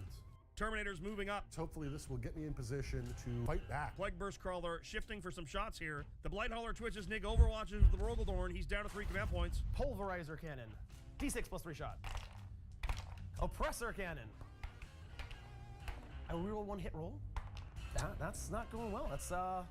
The Coax auto cannon. Yeah, that's a good decision. All those dice and no joy. I tried. Drones are moving in on Nick's big tank. Plague Burst Crawler repositioning. Just going to head downstairs. Hide. They are going to actually snuggle up to the wall down there to make sure that they can charge anything on that centered objective. Death Shredder in outside of 6 of the afflicted Rogaldorn. Ooh, that's a good rule. Into the shooting phase. Blight Lord Terminator Stardust shooting, splitting fire to the heavy weapon team and the Russ. Into your Eamon Russ tank. It's only the 1 wound. The Russ is fine. Same thing into your heavy weapons squad. Doom. But the heavy weapon team is melted. Demolisher tanks all of the drone shots. Let's do my Mephitic Blight Hauler firing at your Rogaldorn at point blank range. I'm going to spend 2 command points on Ablative Plating, and I'm hoping that'll save my Rogaldorn. He's going to be -1 all incoming damage. Oh, no matter when there's no save. Oh, wow. Well, Mephitic Blight Hauler does his work, and boom goes tank. That was awesome. But now I don't have much else to do with all these models over here. Well, hopefully they can make some charges. Drone into the Executioner Russ, saves them all. Plague Burst Crawler into the afflicted Rogaldorn. Boom. Force. Save it. Splash takes 2 mortal wounds off the Vanquisher and 2 off the Executioner. Wow, he has been super accurate with that. Last Plague Burst Crawler into the Krieg squad. Oh, you poor Kriegsman. 2 guys die. Blah. No. Hey, I can't do anything about that. Blah. 3 Kriegsmen dead. That was disappointing. I probably should have shot it at. I think you should have shot here, yeah. Yeah, that extra damage around here is... It's noise. Charge phase now, cuffs the mower into the Ratlings on the wall. Yes, Nick, that is a mistake. They are in trouble. 11-inch charge through the terrain into those Kriegsmen. With the Terminators. Terminate! Ooh, it's a 9. Oh, that was close. And finally, the Blight Lord. You need a 4 on dice. Alrighty, here we come. There's a 5. I like it. I like it. I like it a lot. That looks to be the charges. All right, let's fight. Oh, that's a dead engineer team. Someone is tired. Into the objective. Oh, those Ratlings. Someone is tired. Some dead Ratlings. He didn't get to finish his sandwich. Aww. That's a good point turn for Tycho. 5 points on assassination takes him to 10 secondary, 8 primary, 18. Defense strongholds ongoing. Nick sits at a total points of 6.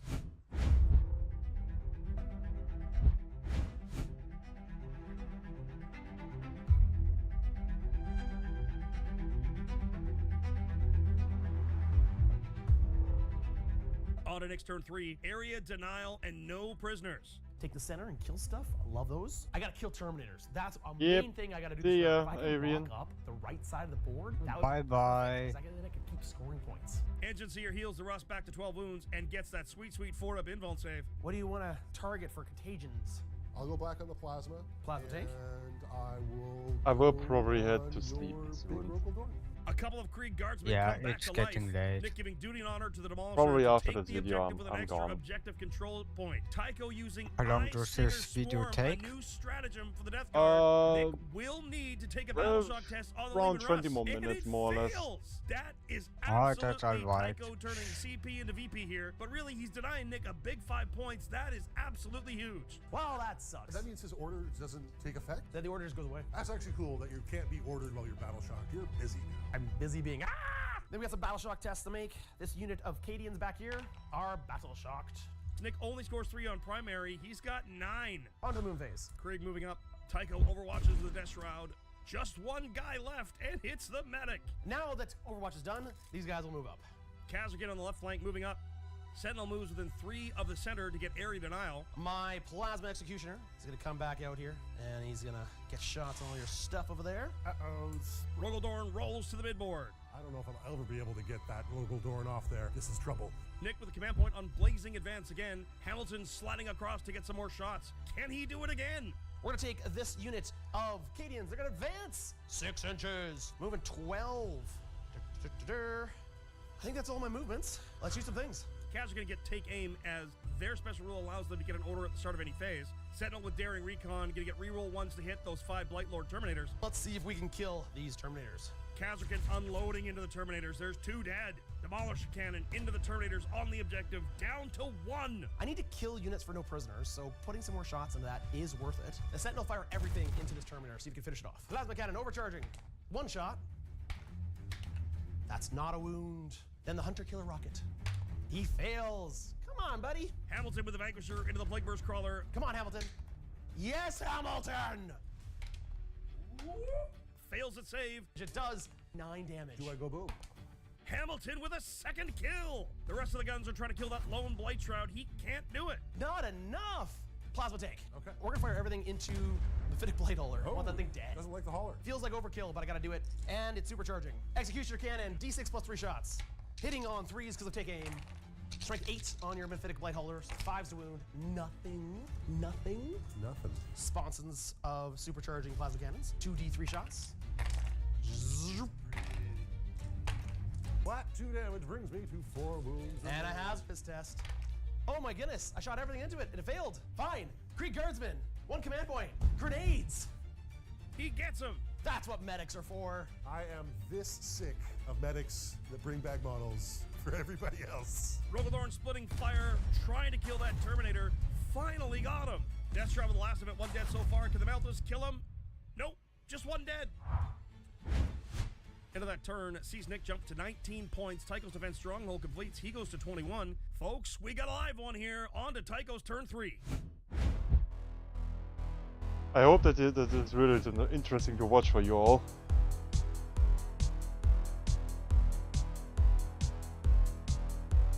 I've got a lot of heavy lifting to do if I'm going to get rid of some of these huge tanks. Tycho pulls cleanse and recover assets. No battle shocks to take. 8 points on primary for the Child of Chaos. 29-19 his favor. All right, Mr. Big Rogaldorn in the middle. You don't like him, do you? I don't. I want to kill him. I want to kill him dead. I'm happy with him. I want to kill him so dead. I've got a plan. I think the Lord of Poxes is going to be cagey here. Keep back and try and rack up the score. Get his minions forward onto the objectives. Nothing else happens in the command phase. Moving right along. Plague Burst Crawler moving up. Cuffs the Mower is coming for that Lehman Russ Plasma Cutioner. Death Shroud move. Nick overwatches. Fails to kill one, but does take one down to a single wound. Oh, wow. Nick has managed to not hit much on Overwatch at all. That is huge for me. If I had lost some Terminators there, that would have been super bad. I may have lost my Blight Lords completely, but the Death Shrouds are still going. Jones moving to the midboard. The Lord of Poxes. Gonna try and maintain his big score. They're hiding in their hidey hole. Drone falls back onto that left side objective. Let's start the shootings. Odious and his pal are gonna spurt slime all over your Rogaldorn in the middle there. Hoping for big things from the Terminators. Can they chop apart the Dorn? Oh, I failed 2 of them. I'm down to 16 wounds remaining. Heavy Blight Launcher into the Sentinel. Hitting on 3s. Dexers. Nothing. And down it goes. Kaboom! Second drone into the Dorn. Nothing. Okay, well, that was fun. Plagueburst Crawler, Slugger into the medic, and all else into the Dorn. That Vanquisher is definitely That in is the good. splash zone. Oh, it'd be so funny if you didn't kill him and he brought back guys. Hilarious. Slugger into the medic. Looking for twos. Yay! He's dead, Jim. The rest of the shots into the door. Here's where we need the beauty and the glory. Entropy cannons! How much damage? 7 whole damage! 8 wounds remaining. And here comes the mortar. Boom. On 3s. Ah, double 1s! That's 2 damage each. Oh, and then I get a 6+ feel of pain. I ignore one of them. That's 5 wounds on the Dorn. No splash this time, but yeesh! Can your Terminators take him out with 5 wounds? You know what? You might. I am hoping. Final drone into the Plasmacutioner. Only 3 damage, takes him to 9 wounds left. All right, let's see your charges. What do you got? I see a chance to dive at Nick's home objective. Maybe Cuffs can be the hero. We'll find out. Cuffs the mower, charges the Plasmacutioner. He's in. The Death Shrouder in. Would you like to charge anything else? I would. Heavy Blight Drone gets a 4. He's just in. What do you want to fight with first? You hear the whispers of death behind. Ah! Are you wearing cologne? A little bit, yeah. Yeah, Does it smell good? Smells nice. Yeah, Doesn't it? It Yeah, does, doesn't it? I always smell incredible. Yeah, you do. You want to stay and roll for my saves? Yeah, sure. I don't know if I'm going to regret that. I need us to live. This is the difference of probably winning the game or not. Which one is shooting what? He's fighting with the Terminators in the Dorogodor in the center. Oh boy, here we go. Hitting on 2s. Oh, I was hoping for some lethal there. Go. Steve's going to need my pinch hitter right here. Oh, I got a whole 1 wound, folks. One. It's not going to die anyways. Oh, yeah. That's pretty good. And it's 2 up save? 2 up save. Yeah, you got this. Yeah. I believe in you. Here we go. I need a I believe in 5 you. or a 6. That's okay. Down to 3 wounds remaining. Here is where the glory happens. So much beautiful, beautiful. Zzzt. He actually got the 6s. Oh, those are all lethal. Those are all lethal. T10. Total of 6 wounds at -2. It's all 2 damage, isn't it? It is. Oh, I only got 9 wounds left. Don't screw it up, Steve. Don't screw it up, Steve. Don't screw it up, Steve. 1 wound left. Thanks, Steve. I appreciate it. You're welcome, Nick. You're right. I am the best at Warhammer. You are. I will say that. You are the best at Warhammer. Yeah. Take that. Oh, he didn't manage to kill that plasma tank, but he's there, and he's still flying around, going strong. But there's a Vanquisher right there, big gun, trained right at his hind knee. Uh-oh. No secondary scored for Tycho that turn, but he will go up to 2 command points. It's still 29-19 as we head to turn 4.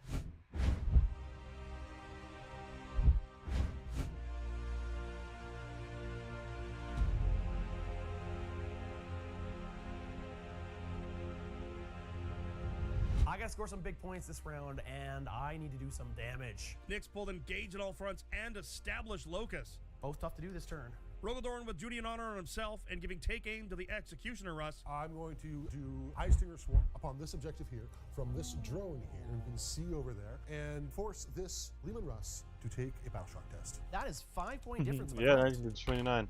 I pass it with flying colors. Well, shucks. Which 2 units are afflicted? It is your Leman Russ. Alrighty. And these infantry back here. Nick using insane bravery here on his Dorn to make sure he holds the middle. I have 2 more battle shock tests to make. Plasmacutioner fails his battle shock test. The Cadians have failed his battle shock test. Hamilton gets healed and a 4-up invulnerable save from the Tech Priest. Nick does have his home sticky.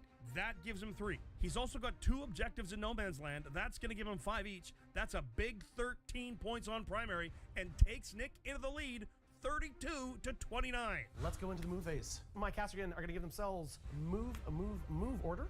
Hamilton rolling up for some shots. Can he do it again? Can Hamilton be the hero we need? Hamilton has been doing great. I need him to do once more into the breach. Rogodorn is just going to stay in combat and shoot it all. Shoot all the shots. I'm going to stay in combat with the Executioner tank. Kazrakin cross the mid-table for engage in all fronts. Demolisher rolls up, lining up some turn 5 shots, it looks like. Cadian's running for that banner's point. My engines here going to advance as well. 5 inches. Put them on the objective. It's the one opportunity to do something on Overwatch. Heavy Blight Launcher drone shoots the Tech Priest in Overwatch. Because he's now within 12 inches of me, meaning I can see him again. Boom! That's a 1 hit, it's a wound. Invulnerable save. Save it. Good job. Good job. Okay. Let's go into the shooting phase. Plasma Executioner tank. It's gonna fire everything into this tank, aside from the non-blast weapons, which are gonna fire straight ahead into Cuffs the Lawnmower. Into Cuffs the Lawnmower, Las Cannon, then the Heavy Stubber in rapid fire range. All the rest of the guns overcharging with my 1 wound left. I'm totally doing it. D6 plus 3 shots. Plasma cannons. It's okay. And then 3 hazardous tests. He dies!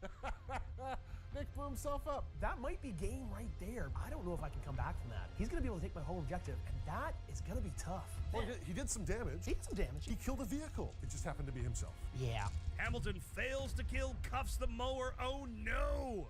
Oof.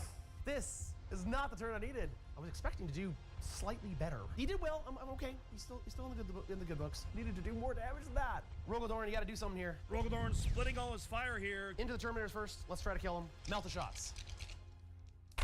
I can reroll 1 hit roll. I'm gonna do that now. That's a hit. That's a wound. I die. The coaxial autocannon. So I'm gonna reroll that 1 because I just need a 3 here. A 4. He's okay. Heavy bolters. Oh, he fails all those. Let's see if you can get the shots in the cuff. D6 plus 3 shots. Uh-oh. 3 hits. Ugh. I can reroll 1 wound roll, so I will do that now. That's not enough. Down to 5 wounds remaining. That's the end of my turn, unfortunately. First one, I'm going to comment for you. What you want? Odious the Hush. Oh, the 1 Terminator into the Rogodorn. Finish that tank. Ooh, that goes through. 2 damage, 6 up save. For the Feel No Pain, nope. Down to 1 wound remaining. Ah! That Rogodorn then will fight back into the Terminator. Saving on 2s. Down to 3 wounds left. And now for big points, because if I can take out your Rogodorn, I own this objective, because that little engine seer is not enough. Probe in your big tank with my plague probe. Here we go. Whoo! Oh, that's 2 wounds. Got 2 lethals. First one does. And the second one doesn't save it. Ignoring on 6s, you need double 6s to keep the Dorn. Hwah! No. That is huge!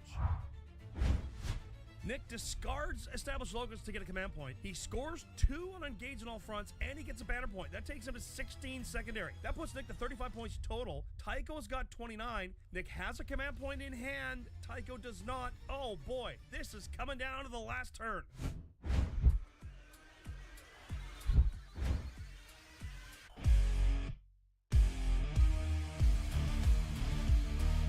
Up to 2 command points at the beginning of your turn. What are your secondaries, sir? Tycho pulls behind enemy lines and sabotage. My engine seer is now pissed, though. He actually gets like a bucket full of tax now because you killed one of his favorite vehicles. He's like, how dare you! I like how the good guys don't care if their friends die, but if their machines die, they get all upset. Good guys. Terminator passes Battle Shock. He holds his home in 2 in No Man's Land. That's going to give him 13 points primary. Takes Tycho up to 29 on primary, 13 secondary, 42 points. Plague Burst drone moves in on Hamilton. Plague Burst crawler rolling up behind it. Terminator closing on that poor Vanquisher, once known as Hamilton. He's about to be known as Exploded, I think. Drone leaves the midboard. Cuffs getting overwatched. Can Hamilton come through for me? Hamilton, can you be a hero? I need you to roll a 6. Big giant guns. If I kill him, I stop you from getting home objective. That's what I need. Kill that lawnmower. Just give me a 6. On a 6. This las cannon can still do it. Heavy bolters. Technically, they can still do it. It's okay, Hamilton. You still redeemed yourself. I was asking a lot of you. Oh, he misses. Oh, no. With that, he's got my home objective. And now, I don't know what else can I do. Drone to the middle objective. Everything has moved. Into the shooting phase. Let's shoot that tank. We're gonna start with this drone back here that can see not much else. So we're gonna try and shoot that tank. Heavy blight launcher. Down to 7 wounds remaining. I think if Hamilton dies here, that might actually be the game. Plague Burst Crawler shoots the Cadian with a mortar and everything else into poor Hamilton the Vanquisher. Entropy cannons trying to down the Vanquisher. 1 wound at -4. A single wound on Hamilton. Cadians lose a dude, but Splash Zone and the Lehman Russ takes a wound. Let's go to the drone that is there and firing into the rear end of your tank. Oof. Save one, but one goes through. It dies. Those big tanks are no more. Just that demolisher left. This is huge. I think that I'm going to be pulling ahead here. All right, that was a shooting phase. I have nothing to charge. Actually, I do have something to charge. I have... Here's the charge of the blasting drone there. That'll happily get me back onto the objective. And then are you charging the other one onto him Yes. too? Both the drones charge into the engines here. That last drone, he's going to take shock. He's dead! Oh no! Tycho does score behind enemy lines for 3, and sabotage is ongoing. He's at 45 to Nick's 35.